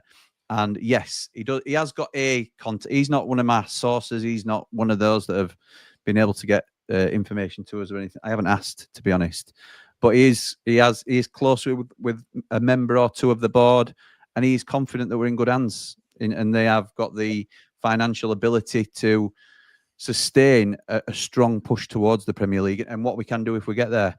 Would be happy with O'Neill or Dyche, says Matt. Please, God, not Sellés. A big no from me. Is there a reason why, Matt? Is there a reason why it's a big no for Sellés and it's a yes for O'Neill or Dyche? Is it just that Premier League experience and that Sellés he went in Premier League for a little bit with Southampton, but very poor from what I understand. And then since then, he's sort of grown at Reading, had a harsh deal at Hull from what I understand. Maybe it's not enough on the CV for a lot of people, but he is heavily linked as well. Costa Seb says, "Hi, Jim Bob. Praying we keep Wilder, best option for United next season. He's the man to get us there, but question him keeping us up. Give me 3 players who you would like to see us sign this season. Up the Blades, up the Ramble, up behind the Ramble. I can give you players that I would like Jimmy Dunn. I think Jimmy Dunn's a no-brainer. I would like Poku if we're going to continue in this formation. And I think we need a really strong centre-half option. Chris Mepham, I think, would be a really good signing for Sheffield United. Maybe Callum Doyle on a loan to buy instead for the other side, because I think we need to strengthen that other side. Man Mountain, any names that jump out? I know we aren't really prepared for this question particularly. No, it's more about positions for me. I think we need more in the wide areas at the top of the pitch, and what that looks like. It's hard, isn't it? Because you're not going to be able to pluck players from Premier League teams unless they're not in the squads at the moment or not playing. So it's really tricky. That come back to us. I'll give you a better answer when we know. When I've looked into it a bit more and seen who's available and what's what. Matt says, you would think if Wilder's been sacked and they got the man to take over, him and the owners are talking about transfers as we speak, and maybe talking to targets as well. You'd hope so anyway. Yeah, you're right. If they have lined up Gary O'Neill to replace Chris Wilder, surely Gary O'Neill is now working in the background on his vision for Sheffield United. I understand that. But you can't officially offer Gary O'Neill the contract until you've terminated the current manager. So it's still quite risky to give him the keys without any formal agreement in place. So yes, he can be putting things in place, but he can't really start the wheels turning and talking to players and things. So he can have an idea, but you'd imagine, Matt, that all these candidates that United are hopefully speaking to, if this is the plan, that all have their own vision of how their Sheffield United will be. Chip Butty says, no news is good news. Not a massive fan of Wilder, but he deserves another year. I get the feeling something has gone off behind closed doors. I think we'd have heard about it, Chip Butty, if it had, because obviously this whole thing in itself about the meeting and what's pending has leaked, and we've not heard anything about a fallout. So I don't think there's been a fallout, but I also, by the same token, don't think no news is good news. I still think it'll happen. Not worried over losing Wilder, says Peake. Just bitterly disappointed. I've read some posts stating Wilder's mistakes in tactics, etc., but no one can deny he did really well with a new and makeshift team. He deserves to keep the manager's job at least for another season. Issue is the owners using AI and data while Wilder prefers traditional methods. Really hope he stays. I've had it from someone quite close that says that is not Wilder's issue. Wilder has not kicked up a fuss about AI because the current AI crop that we've brought in, the 3, are not expected to impact on the first team. So and that is where my knowledge of the situation ends. So if there have been conversations with Wilder about next season, though, we'll be using AI on the first team, that might be where the issues have started, or some of the issues are. But currently, as I understand it, Wilder has not said anything about the AI or the data-driven approach being a problem. It tends to be his team that deal with that, Mikey Allen and Jamie Hoyland, and then they sort of refer to Wilder. If Wilder does get the sack, I think the new owners will go for a foreign manager, says Terry. David says, evening, Jimmy and Ramblers. Worried? No, I called my GP and explained. He told me as an egg chaser, I turned my support to Bath. So change my GP. We can only stay strong. Up all the Rambles, all the Blades, like and subscribe. Thank you, David. I've seen the support that you've sent through as well. Very much appreciated. Oh, thank you for your donation. Evening, Jimmy. Evening, Blades. Well, this is all a bit concerning, isn't it? Where will we be come next weekend? Will Wilder be gone? Will we have a new structure? Will AI have totally taken over? Yeah, I don't know is the honest answer, Danny. What I will say is, that reminds me actually, because next week, we are continuing with our sort of change in some of the usual programming, if you like, or the shows that we do. And it's the Club World Cup that started just recently. And the domestic teams we will be doing watch-alongs of. So we have got tomorrow at 7 o'clock, or I don't know if it's 7 or half 7. I'll have to check the kickoff time. But if you get your notification bell on, you will know yourselves. It's myself and Maury looking at Chelsea against LAFC, who interestingly have Oliver Giroud playing for them. The one thing I will say is, though, in line with Danny's point, Olivier. Say again. Olivier. Olivier Giroud. Oliver Giroud. I love it. It's Olivier. It's Olivier. We've got to go with. You've got to go with Olivier. But what I will say to Maury and anybody who's on scheduled to be on these sort of watch-alongs with me on Behind the Ramble, I am apologising now if any news breaks on Wilder or anything Sheffield United, either just before we go on stream or even during the stream, because yes, I want to do these watch-alongs, and I think they've gone down well in terms of the international watch-alongs that we've done. Myself and Man Mountain did England-Senegal the other day and watched Illiman and his mates destroy England late on. But obviously we are led predominantly by Sheffield United, and this is one of the biggest stories that Sheffield United have faced in recent times. If anything breaks on Sheffield United, and particularly in terms of the manager, that is what we'll lead on. So I may have to cut the stream short, depending on when and if news drops, and I will jump straight over to the Blades Ramble. So keep your notifications on if you haven't already. Get them on. Joe says, I think we'll get an announcement in the next day or two. Wilder's been on holiday, so they ain't going to say anything yet, but we need it done and start to move properly with transfers. Evening, Jimmy, says James. Evening, pal. Hope you're well. Why worry as we cannot affect it? That is a saying, Lewis, Lewis. I never know which way to pronounce it. Apologies. My dad always says exactly the same. It's a big saying that he always tries to stress upon me, and it's easier said than done. And also, not only that, it's a worthy talking point, isn't it? Because we don't know what's going to happen. And some people will worry no matter what you say to them. But it's a very good bit of advice, pal. Very good bit of advice. Peake says, I'm probably old school and agree with Wilder. AI and data doesn't see the passion, desire and personality of the player. It only takes you so far, doesn't it? It certainly highlights the attributes that Man Mountain were talking about that we need in our side. Pace, power, stamina, in terms of how they get about the pitch. The engine, they're all stats. They're all in terms of, they will tell you exactly what you need. That's why the players all wear heart monitors and everything that all the gadgets you're allowed to wear during a match now, because they all want to know where the data is. What it can't tell you is the standard of the league in terms of, he's had so many successful passes or successful dribbles or, shots or goals even, because it could be playing Sunday League standard. That doesn't affect how much he runs about, but it does affect how he plays. And the eye test is always a real teller for me as well. Yeah, and like you said, the desire and how they approach the game and whether they stand off or data doesn't tell you enough of that, I don't think. Craig says, I wish they would say one way or another it's disrespectful to Mr. Wilder. We don't know if they have or not, Craig, to be honest. They might have spoken to Wilder.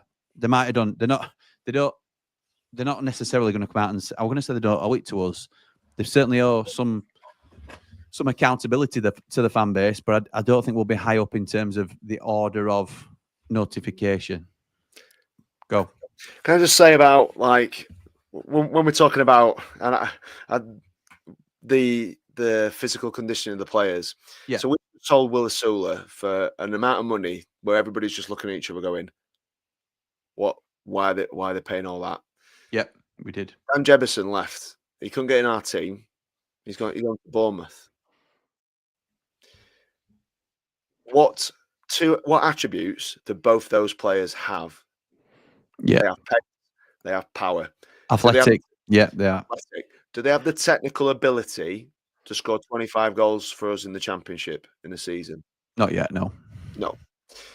And that is, they are prospect buys. And they were Ryan Oney next on the line. Ryan Oney, right. So teams are looking at Ryan Oney, big sides. Someone said Liverpool the other day, looking at Ryan Oney.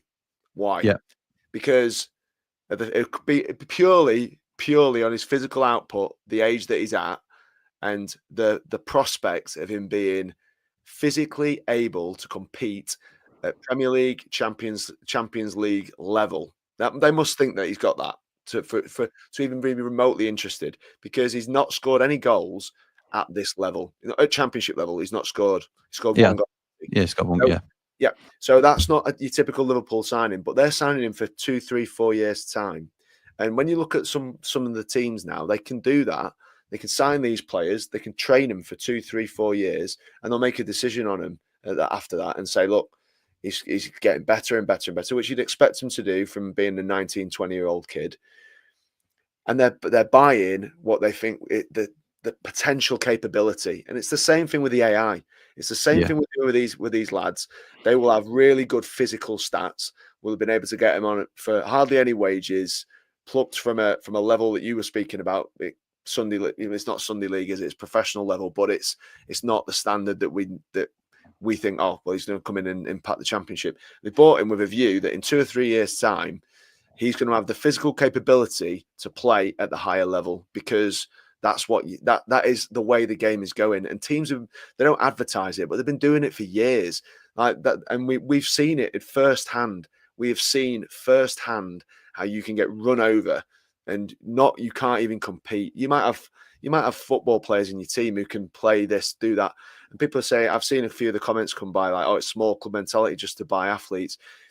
It's a forward. I'm glad you've caught him. I'm over an hour behind. Yeah, it's forward thinking for 2 or 3 years, thinking if one of these or two of these come off, they might go for this kind of Willisula money. They might, because Willisula has been bought based on potential, nothing else. There's no evidence to suggest he's going to go and tear up the Premier League, other than the fact he's a really good athlete. He's fast, he's strong, and it's hard to picture it right now when we see him as we do, isn't it? But we bought Illiman and Die from Boreham Wood.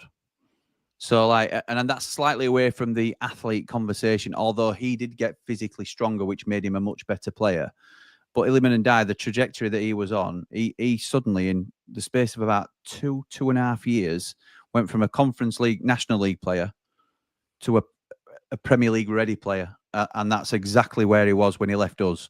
And he has obviously continues to soar in terms of what. So that is a marker in favour of the data model, I suppose, in terms of that's how it can work.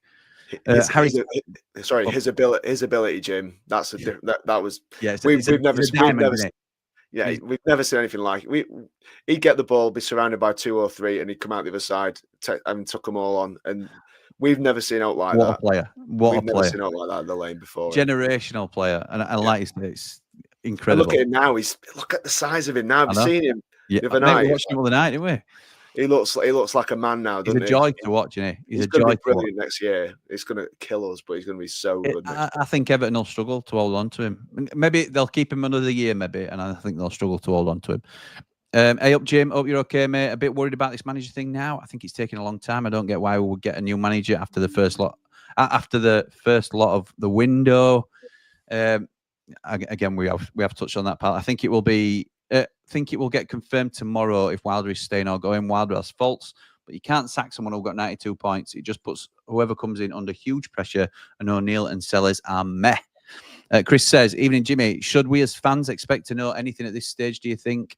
Kept posted at every stage, as it were, up the blades, up the ramble, up behind the ramble, like and subscribe. No, that will not be the priority, and nor should it be, really, Chris. I do think the communication from the club is poor overall, and I think it has been for a long time. But in matters like this, obviously the conversation first needs to happen with Wilder and his staff and whoever's going to be affected, and then the likely next step then would be a formal announcement from the club, and that will be their way of keeping us informed as to what's going on. They're not going to come out and say, the board have got a meeting to decide the future of Chris Wilder as manager of the football club, because that's it don't sit right with discussing someone's future so openly like that. Louis says, evening, good evening, pal. Hope you're good. One of our Platinum Ramblers says, evening, Jimmy. None of us seem to be any wiser today. I'm starting to come to terms with the probability that Chris is on his way. Not thrilled by any of the rumoured replacements. I would take Dyche. I've said I would too, only because I think it would be success on the pitch. I don't think he'll get me off my seat particularly, but I think it would be success on the pitch. Racina is my shout. But again, I can make an argument now for others. Now I've had a little bit of time for it to settle. Evening, pal. I hope you've had a great weekend. Do you reckon? I have, thank you. Do you reckon we will find something out tomorrow? Decision's got to be done sooner than later. A lot saying O'Neill at the minute. Up the blades, up the ramble, behind the ramble. Like and subscribe. Thank you. It depends when Wilder's back from his holiday. In all seriousness, I think they want to have a conversation with Wilder, from what I understand. So I don't know whether we will hear anything tomorrow. I don't know when he's due back. Chris says, whether he stays or not, just want the situation sorted now so we can focus on the season ahead. Absolutely right. I'm getting there myself. Maury says, I hope Jimmy and the rest of the Ramblers, and it's concerning how prolonged it is with losing ground on signings. And I also personally hope he stays, which I doubt he will, but it is what it is. James says, what do we think over the director of football that's been rumoured? Not, look, very briefly, because obviously we've been going an hour and 20 minutes, and we can go for as long as we want to tonight, but I'm over an hour behind on the comments. I'm an hour and nearly 20 minutes behind. So this is changing the subject completely. But I think Brian Tinian has been linked from Bristol City. There is a link from Brian Tinian to Des Taylor, who I have my reservations about, in all honesty. I don't know enough about him to trust him with the reins at our football club. I don't think he's as integral as we thought he were going to be. But Brian Tinian from Bristol City has been linked. There was things shared, I think Darren Smith shared on X a forum post about Brian Tinian from Bristol City fans who don't rate him, basically, and think he'd be very lucky to get. I didn't read a lot of it, but that is a small corner and quite a negative corner, I would say, from experience probably, of a fan base. The truth is, a little bit like a lot of these manager shouts, I don't know enough about him. I haven't done my own research into him to know whether I would be confident with him coming in. What I don't want to do is write him off before he comes in, if he's coming in. So it's easy to get caught up in the headlines of Tinian's crap and he didn't do anything for Bristol. Look, Bristol City finished in their highest position in recent memory this year, had a really good season. Liam Manning has rightly taken a lot of the plaudits for that, but how much involvement did Brian Tinian have on building that squad? Because he may have had a significant portion of involvement. So we don't know enough about it, would be my thing, James. I'm not saying I'm super excited about it either, but again, I wouldn't mind us, and we talked about it in previous streams, thinking about a director of football role or a technical director or a sporting director or whatever the difference is between any of the three roles, some sort of consistency for the club going forward rather than relying on one man and then he goes and then we completely change it under the next man and then we completely change it under the next man. So it leans into what Paul was saying a little bit earlier in terms of we might be looking at a restructure of how we operate as a club. Any thoughts on Brian Tinian, Paul? I can't, mate. I mean, like you've just said, you can judge him based on his previous season or the club. You can judge the job he's done at a club based on their success this year. It's been the best year they've had in my lifetime. I can't recall Bristol being in the Premier League or being near. I don't think they've been a Prem team, have they? Yeah. So no, I don't know. They haven't. So it's kind of you base it on that and say, well, obviously something's gone right there, and again, how much do you portion that to him and his role at the club? I've got no idea. So the truth is, we don't know what he'd be hired, what his job title would be, what he would be charged with doing, I guess. Someone somewhere must think he's doing something right if they are going to do it, if they are going to employ him. So yeah, for me, it's one of those you have to suck it and see and wait and see what happens and see if it's not really something that the fans are.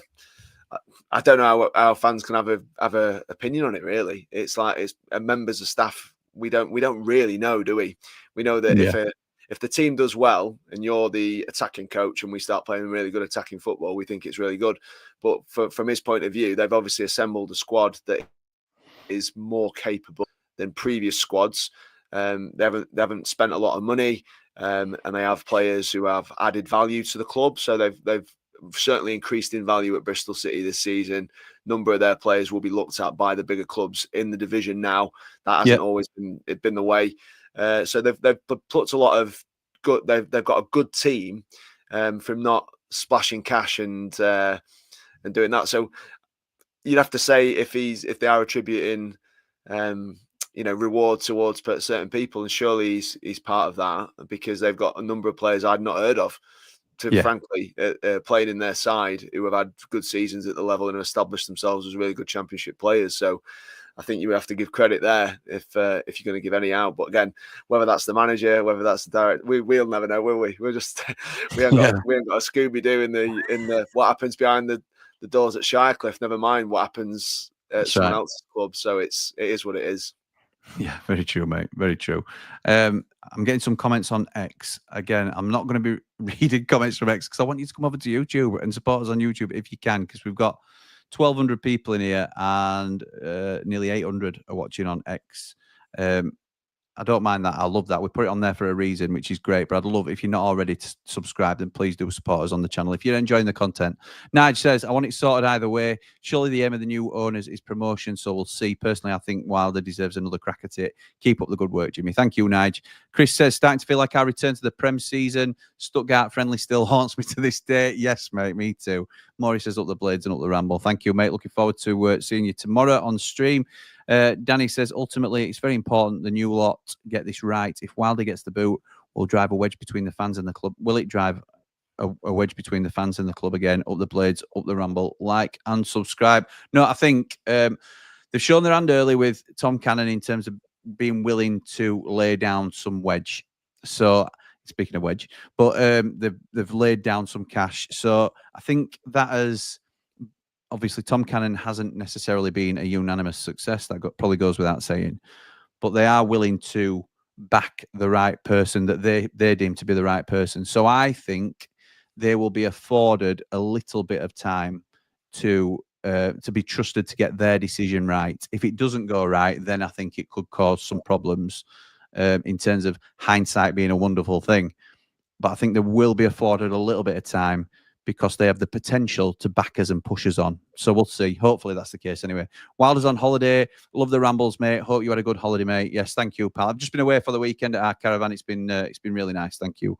If Wilder is currently away on a deserved family holiday, maybe they're waiting until he gets back for a discussion before a final decision is made. I think they're waiting on him coming back from holiday, FX. I think that's what's happening. Lewis says, do you think Chris staying or going as a bearing on whether we lose the likes of Gus, Vinny and Anel, etc.? No, I don't. No, I don't. I think they're all... Obviously, Anel's got 1 year left, but I think they're all in contract, and it may well depend on what the new manager will see in terms of how they all fit in. I'm still, like Paul says, I'm expecting a couple to go. I don't expect Gus Eamer to leave, if I'm honest. I'll be surprised if he goes, because, like Paul says, he has the ability to play in the Premier League, undoubtedly. But there are intangibles with Gus Eamer that a Premier League club wouldn't tolerate and wouldn't, unless they were desperate for an immediate impact. You could see a Burnley or somebody taking a Gus Eamer, but will they pay the money to get him out of Sheffield United because of how valuable he is to us? I don't think they would. Lemmy says, how come Stephen Bettis never loses his job?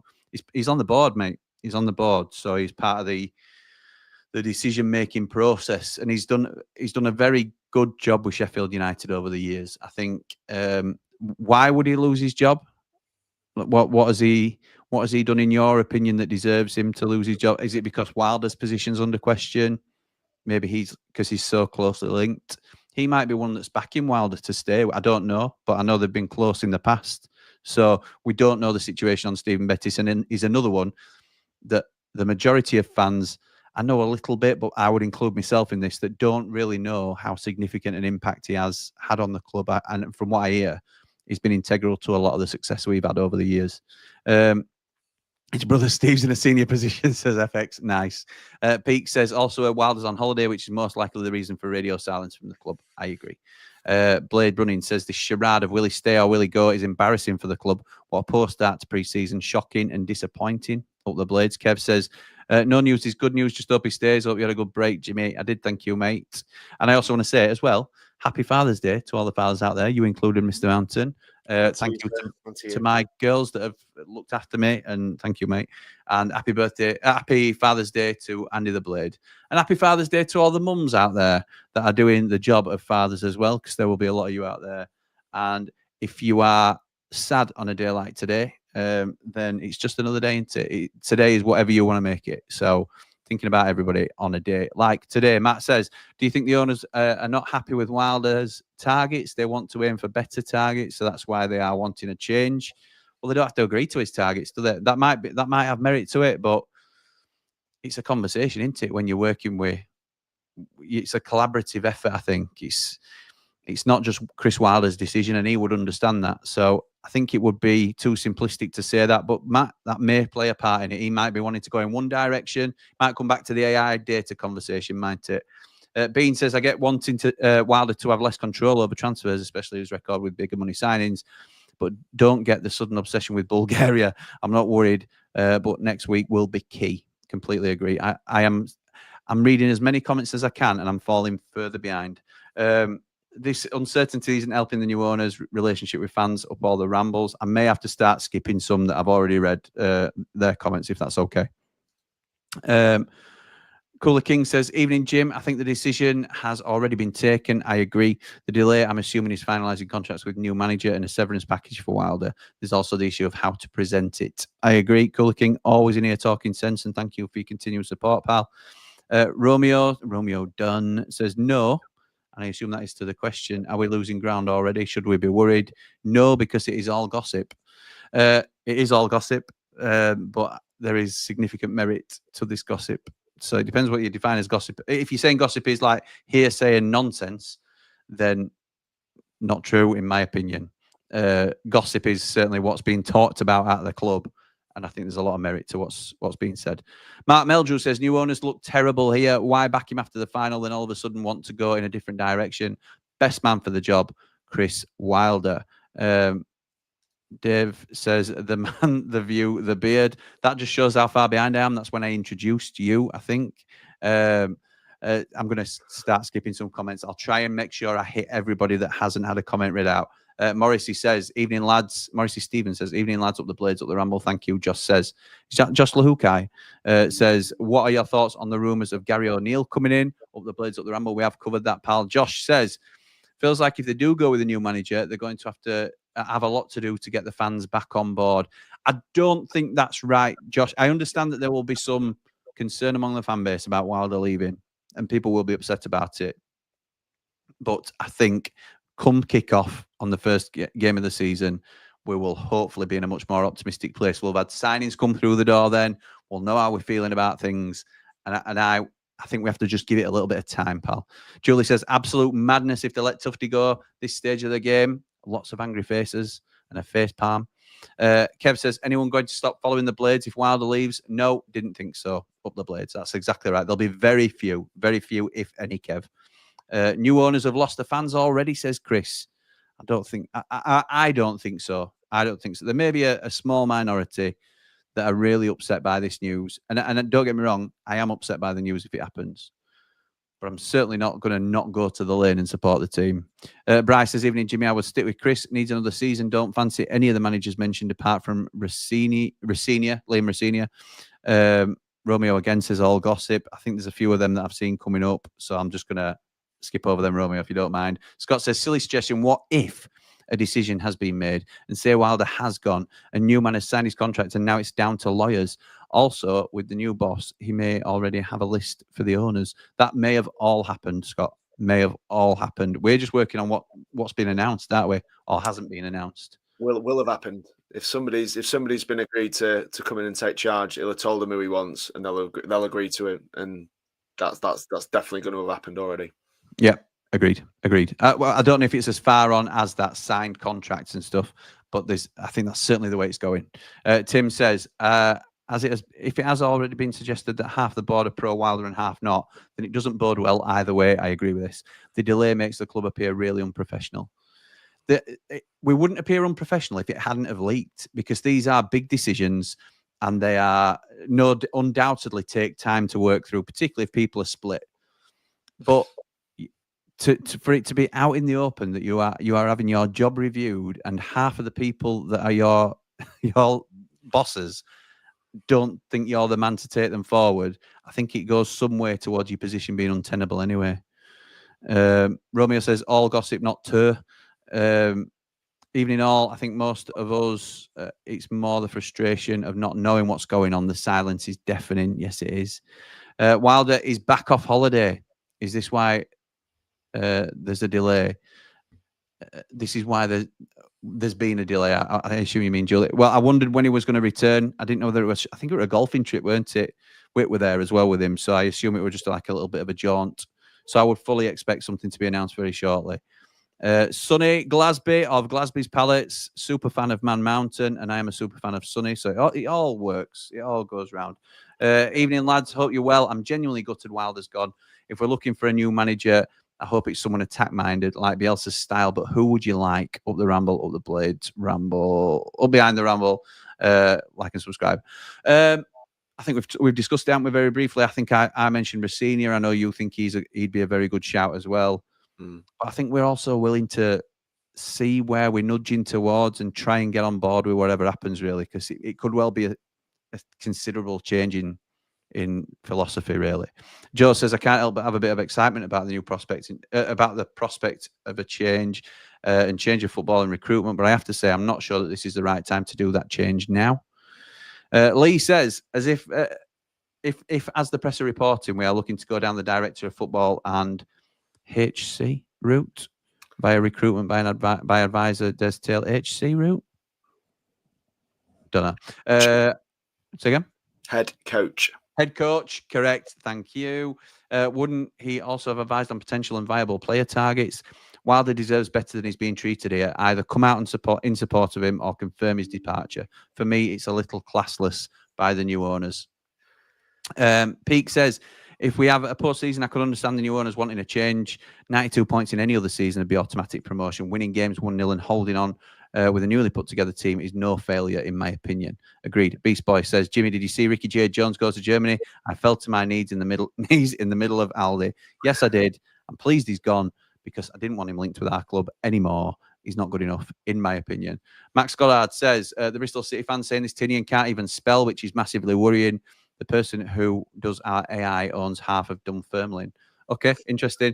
Again, that was a forum that, if you compare it to one of our forums, then it's quite a harsh place to be. I won't say negative because people are able to give whatever opinion they want, but I think it's quite a harsh place. So if people tend to have a negative opinion of someone, they won't hold back. That I can only compare it to what we know of ours.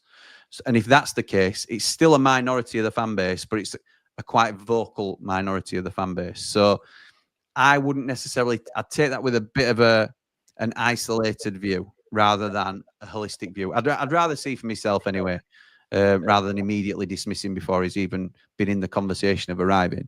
Chris should be given another opportunity and possibly change if we get to the Premier League, says Ian. If it's Rubén Sellés, let's get off the bus. It would be a terrible appointment for me, says Mark Meldrew, sticking to his namesake there.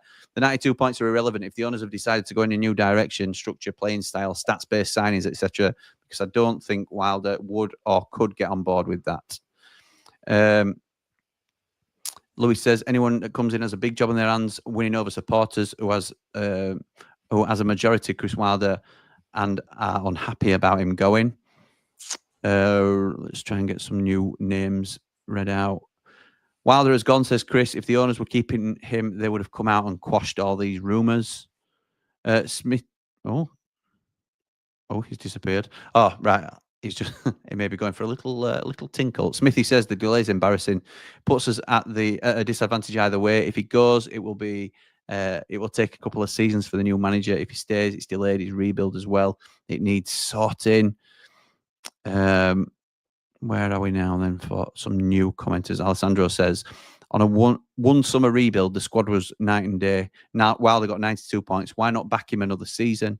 This is actually nuts. And the idea of managers like Gary O'Neill, Dyche, no thanks.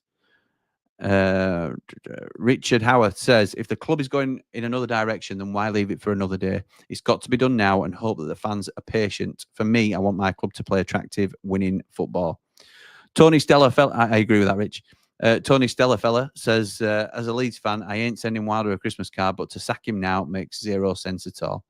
Rich says, also, the image of the club is important, and at the moment, we haven't got that, mainly down to some of the manager's behaviour. That's true. That's true as well. I don't think he'll be proud of some of his antics this season. But I think with Chris Wilder, we've spoken about it before. You take the rough with the smooth. You understand what you're getting with Chris Wilder. You're getting a passionate, heart on your sleeve type manager who can sometimes go a step too far. But that's the line you're walking with him. Chris says this chat is excellent. So true about the lack of physicality in our. Thank you, mate. So true about the lack of physicality in our team. Campbell, Hamer, etc., just not there. We need a crop of pacey, strong athletes. Don't think Wilder is the right man to take us there. Which is a bit of your.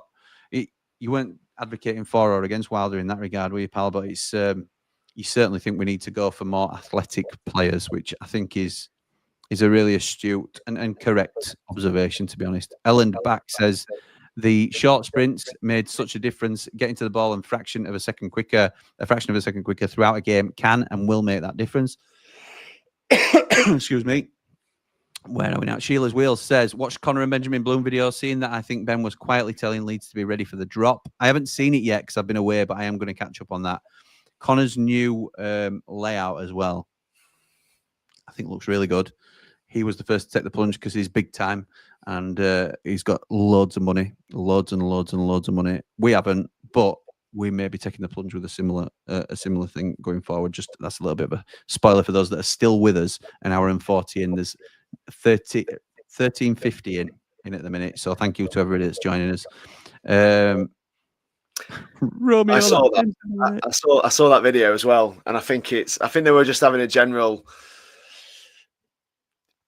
Oh, they're just saying how difficult it is and what the challenges they've already got, and like I say, teams already losing players. I don't know if they're going to be able to renew Solomon. I'm not sure if they are.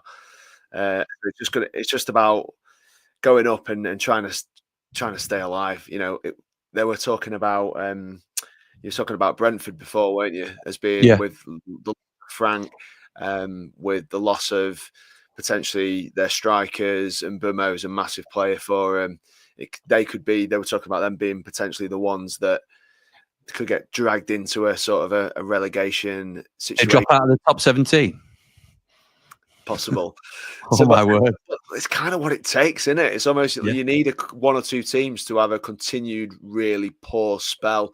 And they even said like teams that like Everton, for example, had some really poor spell, but they were miles away from it at the end. Once they got their act together, they were just saying about how difficult it is now to go and bridge the gap. Too powerful.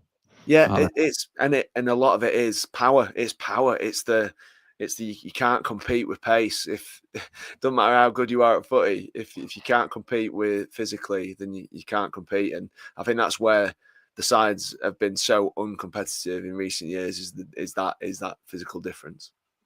Completely agree. Lee says wouldn't touch Rossini. Some of our fan base has lost contact with reality. There's no one better for us than Wilder. Lee, I think what we're trying to say here, pal, is it's not a case of we don't think there's anybody better than Wilder.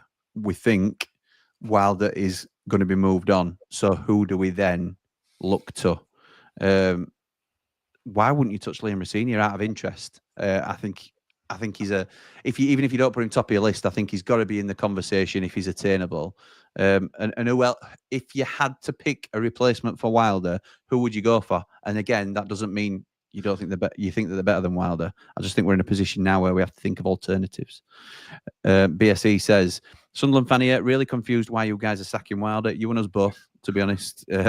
Robin says, if it turns out to be Sellés or O'Neill, then they're both very inexperienced and big gambles. Neither had a promotion. O'Neill looked out of his depth last season. I'd much rather keep Wilder. Any thoughts, mate? I think anything other than a Dyche or a Cooper appointment is a gamble. I think anything other than those two, for me at this point, would be a gamble. Rossini would be a gamble, in my opinion. I think he's got excellent. He comes across really well. I like him, similar to yourself, but he's a gamble because he's not proven at this level. And Dyche has kept Burnley in the Premier League for a significant amount of time. Yeah, leveled up that club, big time. And that needs to be recognised as well. He's a top-class operator in the Championship, that's for sure. Completely agree. Completely agree. Much safer appointment. Cooper's got a great reputation for getting teams out of the division and did a really remarkable job keeping Forest up and doing the job that he did there and getting them up in the first place. So I think both of those would be deemed as good. But like we've said, that they must be looking in a new direction. They must be looking for a different type of manager. And I think Cooper and Dyche do represent a little bit of why we're getting rid of Wilder to put Dyche and Cooper in, because he's got the similar sort of record and is just as capable. Yeah, I agree, mate. But Martin agrees with our initial point. You need Dyche. Burnley under him in the Premier League were the fittest team by a country mile. Dyche and Sheffield United, there will be a match made in heaven. He's not like Wilder at all. Look at Burnley in the Premier League. I think when we say he's like Wilder, I think the personalities appear quite similar, quite jovial in the press when things are going well, particularly. I think they're quite strong characters. I think they are seen to be old school, but do bleed in some newer methods. In that regard, I think they're quite similar. I'm not saying their playing style is at all similar either in that respect, because I don't style other than it was winning football or doing what he needed to do to get a result rather than him forcing it. It's a different beast being in the... I think what Dyche did brilliantly was he was in the Premier League and he knew that he had to be different and operate in a different way and maximize the strengths of what he could attain. So he didn't force a playing style on Burnley. He adapted to what pressure he knew he was going to be under. A little bit like Wilder when he was talking about, we got done a couple of times in the season, and this is credit to Wilder. We got done a couple of times with teams that came and hit us with a high press. We didn't like it. We were playing along the back, and they'd sometimes get caught. And we were lucky to get away with some games that was the case. Later in the season, we adapted to that, and we went over them. And Dyche is seen to be a long ball manager, and I think it's slightly unfair. Not that he didn't utilise the long ball, because he certainly did, but he recognised that he cannot compete with the athletes at this level, exactly like Paul's been talking about. They got the best athletes they could. They got the best footballers they could. But there's a level in the Premier League that you can't... If Man City come to town, you can't go toe-to-toe with them because you'll get done. And you can't open up or bring them onto you. You can't bring Liverpool onto you because you'll get done eventually. The best you can hope for is sitting tight, a 0-0 at best, nicking a 1-0 on the odd miracle day. But most games, you have to hit them with something different that they don't like. And that, for Burnley, was going long. It was 4-4-2, I think, at the time. Going long, getting it out wide as well when you could, higher up the pitch. Crosses into the box to an Ashley Barnes, bang, and try your best. So I think Dyche gets a harsh reputation for being a long ball manager, but I think he did that as a counter to... It wasn't... Whereas, and this was the point I was coming to, if he was to come down and manage a top championship side, and I still class us as a top championship side, he would implement his own style on the league then, and that may be completely different to what we've seen with Dyche previously, because he's now a big fish in a smaller pond as opposed to a very small fish in a big pond. So we may see him control games differently because of the assets he has at this level. So that's another reason I wouldn't write Sean Dyche off. But I agree with Paul, unfortunately. Firstly, I don't want to sack Wilder, but if we are, I think it will be moving away from managers of this ilk that we're talking about currently. I think they're great managers, all three. So when we talk about Cooper, Dyche, and Wilder, because they're pragmatic in that they try and get the best out of what they've got. And I know that we've been critical of Wilder at times for using the forwards in a way that hasn't really suited their style all the time this season. I think that, like you say, a pragmatic coach is someone who looks at what they've got, then makes decisions on how they're going to go about executing a plan for a game. Because lots of managers, and we've said this as well, and I never remember his name down at Southampton. I forgot his name again. He's got the job up in Scotland now, hasn't he?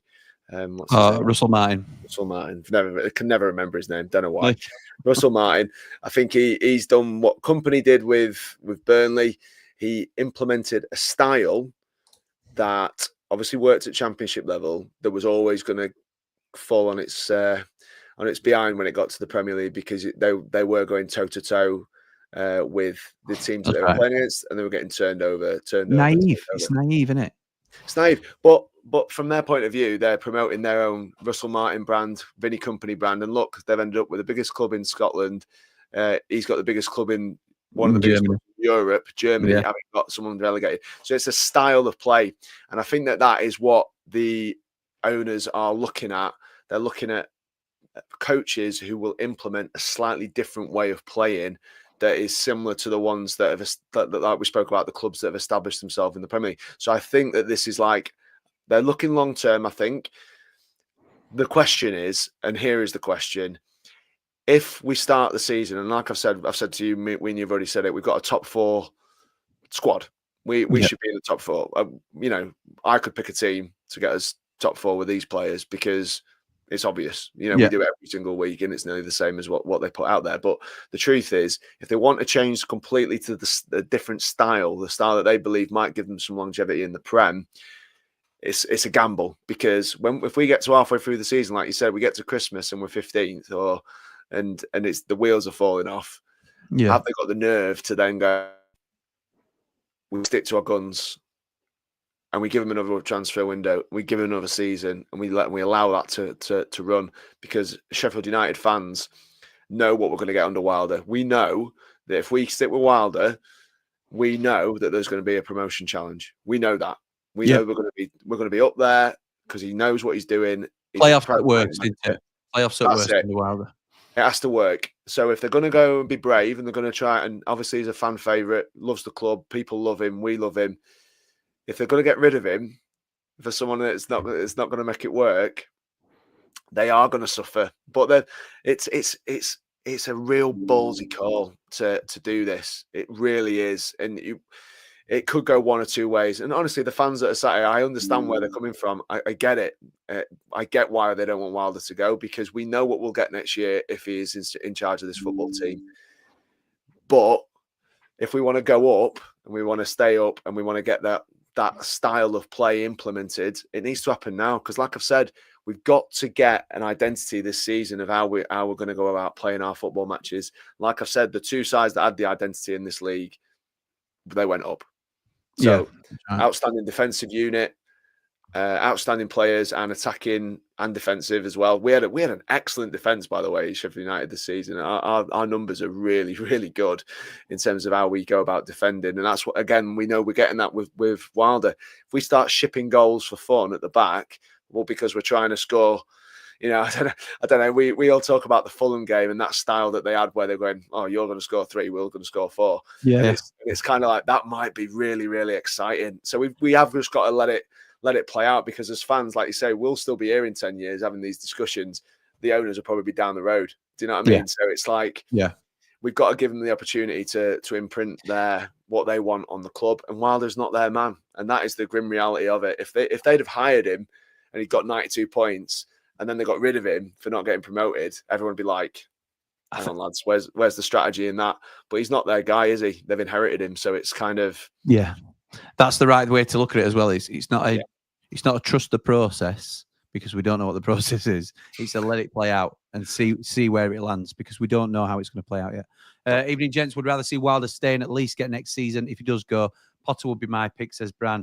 Plays good football and proven it at the level. Liam Rossini is unrealistic. Well, so is the West Ham manager, Bran. He's at West Ham, he's Graham Potter. So he's not going to leave there to come to Sheffield United, is he?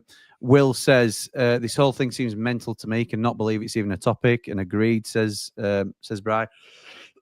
Excuse me. I'm going to fly through the rest of these, if that's all right, because we do need to sort of start wrapping up. It's nearly 2 hours in. Appreciate the nearly 15,000. 15,000. Well, that was the other day. Nearly 19K. Wow, by the way. Thank you again. Nearly 1,500 people that are here. John says, American owners have no emotional ties with us and do what they think is right and appoint the best man to move us forward. Chris has had his chance, in my opinion, and I'm looking forward to the future. I think that is the most sterile way of looking at it. They have no emotional connection to the club. It is purely business. We have talked for a long time, usually about the playing squad, about having no sentiment when you make these decisions. And that is clearly what they are doing here. Ben says, I've just seen a post on Facebook that leads me to believe Wilder has gone literally minutes ago. And that was an hour and 15 minutes ago. Not sure how true it is, but the guy posting wasn't very happy and it looked genuine. Well, we'll soon find out. if we're getting a new manager, then the QPR manager should be in the mix. Look at his record before QPR2. That's Marty Cifuentes. Let's have a look. Deep says, I'd rather have Rooney than Dyche. At least Rooney would be a cert to get sacked inside 3 months. It won't be bad to go up front, to be fair, if we're struggling. If Tom Cannon's still struggling to hit the target. Stoichkov and Berbatov were from Bulgaria, and they turned out okay. That's not bad. That sort of settles me a little bit, I suppose. It's been a long time since those boys came through, though, hasn't it, to be fair. Hit the like button, please, folks, says Danny. Give a little back to help Jimmy and the ramble out a bit. Cheers. Yes, thank you. Thank you, Danny. I appreciate that. If you're not already, please do subscribe if you're enjoying the content, and to like the video and share it would really help us out. Kel says, hi, Jimmy. Hope you're well. Hope Wilder doesn't go after what he's done for the club. Up the Blades. Up the Ramble, up behind the Ramble. Yes, I hope so too, Kel, but I think it's a done deal. And I'm good, thanks. Hope you are too. Lampard has done a good job at Cov. Steve Gerrard is available, says Michael. QPR manager on gardening leave, but might be a good shout. Irie Ait says it's definitely a ceiling of being the same as Brighton. They're not this Titan club. They just run very, very well. Gerrard in for Wilder out would be criminal negligence, in my opinion, and mine, to be honest. I think that's a lot of the first-time commenters up to 7:45 done. Let's have a go, see if we can get some more. Alan says, so why do we give him a contract then if he's not their man? Because I think at the time, we talked about this, and again, not to go over old ground, but at the time they gave him a new contract, I don't think anybody was against it. Fan base, I can't remember seeing any negativity towards him being awarded the new deal. He was out of contract at the end of the season. We were flying in the league, and we were flying before we brought the January signings in, to the point where Sidney Peck and Tom Davies were limping over the line. They'd played about 5 or 6 games consecutively together. Tom Davies had come back from a serious injury, which he obviously historically struggles with anyway. I think he'd done a great job, not only to get the players in and get them hitting the ground running straight away. You've got to remember Harry Souttar was involved at the first half of the season as well, so we looked formidable at the back. I know Paul's talked about a very good defensive record that I would think, and I may be wrong with this, but I'm sure the stats will back me up, it will be night and day compared to the first half of the season and the second half of the season. And that's not all Jack Robinson. That's because we lost Harry Souttar, who was so good. And at that point, obviously the George loss was incredible, and he managed to steer us through that the best he could. And there was so much that he had done for us in the first 6 months. I think that was the peak of Wilder's second stint, to be honest, around that Christmas time. And I think it was absolutely well deserved, Alan, in terms of getting his contract. But from what has come out recently, which again is a smart business decision and doesn't surprise me, there appears to be a break clause in that contract if we weren't to be promoted, so that it is a much less compensation package than it would have been without that clause in there. So they have planned for this in a way, and or at least given themselves the option if we didn't get promoted at the end of the season, which ultimately we didn't. Nick says it's okay saying about different direction, style of play, but surely you would also look at it financially. Is it the last season of parachute payments? Yes, it is. Surely not the right time for experiments. That's right. That's right. It's a huge risk. Huge risk. Saying hello says this point about stamina is what's been worrying me. We couldn't finish off teams by more than a goal mostly. I agree with that. It's one that Paul's been quite strong on for a while, to be fair.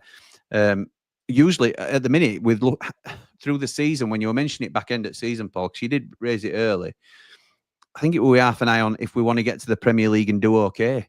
Those are the sort of players we need to be looking at, athletes. But even at this level, we need to be able to go longer than 70 minutes and have a strong impact on the field. Cole says, no matter what, this club is going to improve and go in a good direction. The manager only changes how quickly we do this. New manager is like going back to square one. Let Wilder stay. The project is his. Toddy says, why give him a 3-year deal if that's their thoughts, though? Yeah, I've just covered that, Anna Toddy, in a previous response. Sack the board, says Andrew. Strong.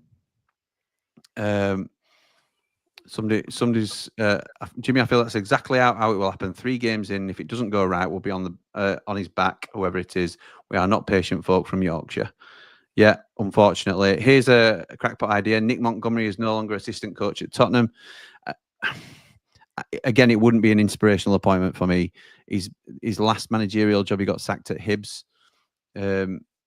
I wouldn't mind him as part of the coaching team to eventually progress to maybe the first team manager position. But I don't think we would put the faith in Nick Montgomery at the minute. Hi, Jimmy in Lanzarote, enjoying a holiday with my brother. Oh, good stuff, Michael. Hope you're enjoying it, pal. Only thing that's going to spoil it is Wilder going and McDonkey coming back up the blades, up the Ramble. I think if Wilder goes, I don't see McBurney coming back personally. And I may be wrong with that. I may be wrong. Hodges left foot says, if this decision is true, it looks like the owners want to change the structure. Technical director Brian Tinian's name has been mentioned, and Rubén Sellés as coach might be some legs. Might well be, pal. Drone Assist says, hi, Jim. Do you think it's maybe to do with something in the contract he signed, i.e. you don't get promoted, there'll be a payoff rather than the sack? No, I think similar to that. I think it's basically been like a non-promotion sack clause or release clause where they can opt to end his contract for a lower financial package than would have been if they were just terminating the next 2 years of his contract. Love the look of Luciano Valente of FC Groningen. Looks a tall, strong, creative midfielder, says Ryan. Again, we don't know. That will probably mentioning that in line with the strong athlete type midfielder we're looking at. Don't know anything about him, but hopefully the club do if he's half decent. Hilt says, hi, Jimmy. Do you think all this has come about as a contract, maybe a clause in his contract that if he didn't get us promoted, there will be a release clause in it? Yes. Yeah, I think there is. Pete says, are you all insane? Chris Wilder is miles better than these deadbeat clowns being mentioned as a manager. And as for the director of football, Bristol hate this joker. Be very careful what you wish for. We hammered them. I assume you mean, I can't see any further comments, so I assume you mean in the playoffs. We certainly did hammer them in the playoffs. I think it's probably a step too far for them, and we are a couple of levels above them, I think, or we certainly were last season. Again, we've mentioned Brian Tinian. You can't take what a vocal minority say about him without knowing enough about him yourself. You've blatantly there, Pete said, the Bristol lot hate him. Well, we don't know that, do we, to be honest? And in terms of, are we all insane? We know what might be or is likely to happen, so we have to consider the alternatives, whether we agree with it or not. Tom says, we're all in agreement that if we don't go up this season, we'll be stuck in the championship for a long time.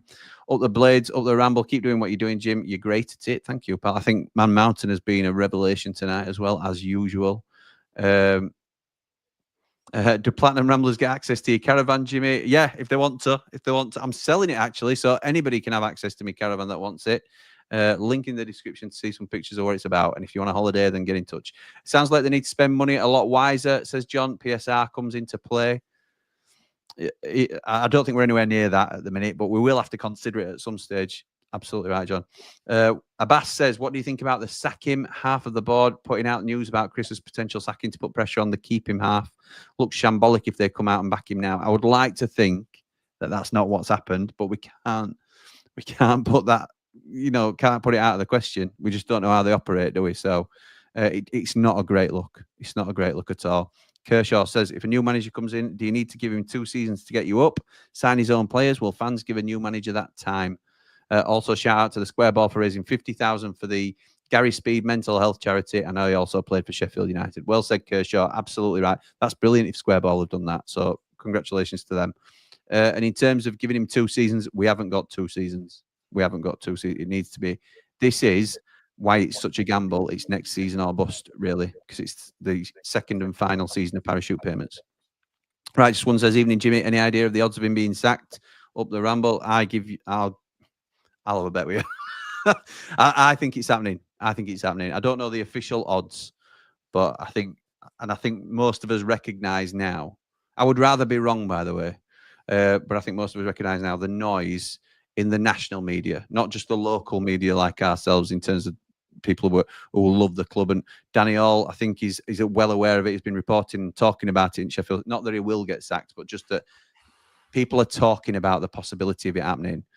I don't think there's any smoke without fire, personally. Marco says this might be biased. I hope, but I think it won't happen. It's just to calm down and know what will happen, just like with the 100 attempts at a takeover from various people. That's your opinion, pal. And again, I won't be mad if you're right. Telegraph just put out that Wilder's gone, mate.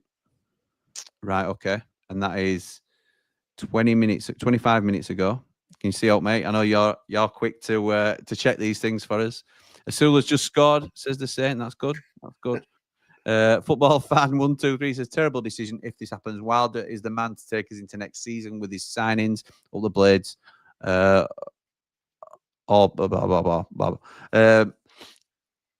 John, whereabouts have the Telegraph put this out? Tom Brammer says Telegraph's not put anything out, just news on Gary O'Neill being the favourite. Okay.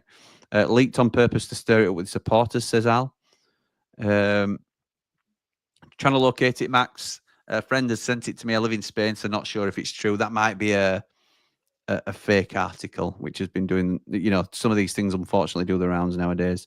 Bryce says, please like, share and subscribe and join our Blades Ramble family peeps. You know it makes sense. Thank you, Bry. Fred says, if the Sunderland board gets the players like Labrie wants, I definitely think Sunderland stop up. Louis says, 10K before opening day. Let's hope so, pal. How far are we off 8.4? Let's have a look. We're 14 subs off 8,400. That would be class if we can get there tonight. But we are going to hopefully be wrapping up very soon. There's nearly 1,500 people here, though. So if you're not already subscribed, we'd much appreciate it. Michael, says, what is happening at Sheffield United is very similar to what happened at Leeds United with speculation with Farker. It dragged on until the owners came out and backed him. The Blades owners need to confirm. Dio says Wilder in 100%. Have you found anything, mate? No, mate. No. Nothing fresh. Cooper Orazini says Renegade. Any others I've heard mentioned are not an improvement on Wilder. I only like those two due to the football they've produced at prior clubs. Agreed. Gabe says Wilder to Brentford, same colour scheme. TT Blade says, I'm 100% sure that Wilder would have another successful season, but I think he's made serious mistakes in the last few games and in the final. I also question squad fitness compared to Leeds and Burnley. Completely right. Agree with that as well. I know we've mentioned it already tonight. Mogger says, it feels like we're okay to go back, to go forwards with all the change of culture to eventually give the Prem a go if we get there. Heard the owners are very keen on Rossini before they came in. O'Neill too. I heard the same, pal. Wonder if there's a clean sweep, we get rid of the likes of Gus, who simply aren't physically the profile they want. I think Gus stays. I'd be amazed. And you're right in terms of, would we identify him now as a target if we used a more robust data model? And it doesn't have to be everything, but does Gus meet the criteria that we need in certain departments? Probably not. But because we've got him, you keep him because of the difference he can make. Gary says, I must say this is all very Leeds United-esque. Yeah, I think the two clubs have been on a similar journey through the last 10 years, I have to say. We've either mirrored each other or been in very similar situations. Rai says, can anyone tell me where the begging buckets are for them lot? I need the toilet. Excuse me. Just disgraceful, Rai. Yorkie says, when is this board going to stop pussyfooting with AI and sign players for now? Up all the rambles, up the blades. J-Bods10 says, has Wilder definitely gone, or is it still just rumours? He's not gone yet, from what we understand. It's certainly not been announced yet. Fraser says, not keen on Dyche, as was last successful in 1920. If they're looking to change Wilder, I'd be expecting either a high-caliber coach or someone with a higher ceiling. Like who, Fraser? Who are you thinking, pal? Don't think Sellés or O'Neill are suitable or an upgrade, says Bish. Mo says, two major issues. The lack of knowledge from the ownership is terrible, and we need players. We're in June now. Cooler King says Sean Dyche has managed 550 games and has a 34% win percentage. That's half decent if you're at a club that often struggles. But the Blades, he'd be under pressure to win much more often than 1 in 3. If you're at the Blades in the Championship, then yes, he would, Cooler King. If he's at the Blades in the Premier League, 34% win percentage and keeping us at 17th for the next 2, 3, 4 years would be more than acceptable. Divisional context there. Exactly right. Exactly right. And I think Colour King will get that as well. Shelton says, I think, excuse me, to be fair, the rumours aren't going away. It's obviously the American owners want a change, which in my opinion is not the right move right now. FX Autopilot says, get Rossini in now, job done. Bryce says, we're going to be a much longer boss. I want to watch. Are we going to be much longer, boss? I want to watch Clarkson's Farm. No, we're not. No, we're not. There's just short of 1,500 people here. If you are not already, please do come over, like and subscribe to the channel if you enjoy the content. I'm going to throw over now. Max has said I got told Sellés will be announced this week. I'm going to throw over to Mr. Mountain to have final thought. I say final thoughts. This is rumbling on, so you will no doubt see his face again before it's even concluded. But for this stream, final thoughts, pal, on the current situation of where we are now. Sounds very Jerry Springer, this, mate. Final thoughts. Jerry's final Take care of thoughts. yourself and each other. That's it. Yeah, that's it. Hey. Yeah. He's nicked my sign-off tag. Oh well. Anyway, I think it would be nice if they announced something or backed the manager. Do you know what I mean? It would be nice. I know that we're assuming that he's gone now from the information that we've been given. So yeah, back him or sack him. Yeah, back him or sack him, because like people are talking about the silence. I think it's not a great look. But I do think this has been forced on them a little bit because the information has got out, obviously. Right. And I'm sure that they had a time frame in mind that they're probably eager to stick to, I'd imagine. But because the information's been out in the public realm for quite a long time now, it will be nice one way or the other to hear about it. But I doubt that they will be changing their plans because we say it and because we want it. I'm sure there's a timeline that they're working towards.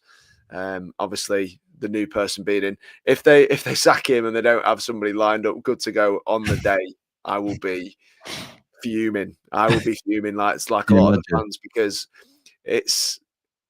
that would be poor to think that we'd then have to wait and try and find the right person after the event. I think that would be really, really, really poor, because there isn't many better than Chris Wilder, if any, at getting teams out of the championship who are currently available. So I think if it's a change of direction, we're going to have to suck it up and see what happens, and we might have to suffer a little bit at the beginning. And again, if the wheels fall off, there'll be plenty of people telling them that they've made a massive error. So it's brave. It might be stupid. It's their decision. It's their money, and we'll be there for the ride. But hopefully, it pays off, because their intentions are like ours. They want us to get to the Premier League. They want us to be successful in the Premier League, and we are aligned on that. Let's try and remember that as well. And if they feel like this is the way they're going to go about it, then it is up to them. It's their decision. Do I think Wilder will go on and have the bit between his teeth and want to prove himself again? I think he will. And I think he will be successful, because if you look at his track record, it is outstanding. So I think it's a brave, possibly stupid, could be amazing. Could be a new era. It could. Yeah, that's right. FX says, thanks for tonight, lads. Great job. Thank you, mate. I appreciate it. Paul says, thanks again, fellas, for another informative and entertaining evening. Hope the Blaze up all the Rambles. Like and subscribe. Back him, not sack him, says Kel. Surprised the Mountain got out of that concert in one piece. The sexy beast, says Ian. Please like, share, and subscribe, and join our Blades Ramble family, peeps. You know it makes sense. Thank you, pal. Really appreciate that. Just a reminder to anybody that didn't catch it earlier, I'll be back tomorrow on Behind the Ramble with Maury. We're going to be covering Chelsea versus LAFC. Something we've been doing on Behind the Ramble in terms of experimental content. We do miss football, actually watching games, and we've tried it with the Nations League and the England internationals, and it's gone really well, to be fair. So thank you to everyone that supports us over on our second channel, Behind the Ramble, first and foremost. But again, this is more of a message to Maury and anybody else that's joining me on upcoming watch-alongs.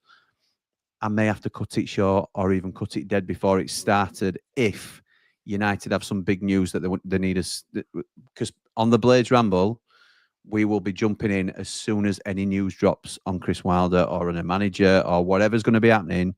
We will be here. So get your notification bell on for the Blades Ramble. You can only do that if you subscribe. Thank you to everybody that continues to support us. It's absolutely overwhelming at times. Louis says, Greta Thunberg stream, lads. Overheating, reading the comments. Thank you, mate. Cheers, guys, says Jamie Dumpling. No problem at all. Thank you to everybody for joining us. You're all welcome, and it's an open platform for opinions. Only thing we ask is be respectful of each other, and thank you to everyone that has been tonight. Again, interesting times ahead at the Lane, no doubt about it, but we will be here covering it all. Between myself, Man Mountain, Dave the Nose, and other contributors, we will be here. We've got you, and we'll catch up with you soon. So for now, come on, you red and white wizards. Take care of yourselves and each other. Up the Blades.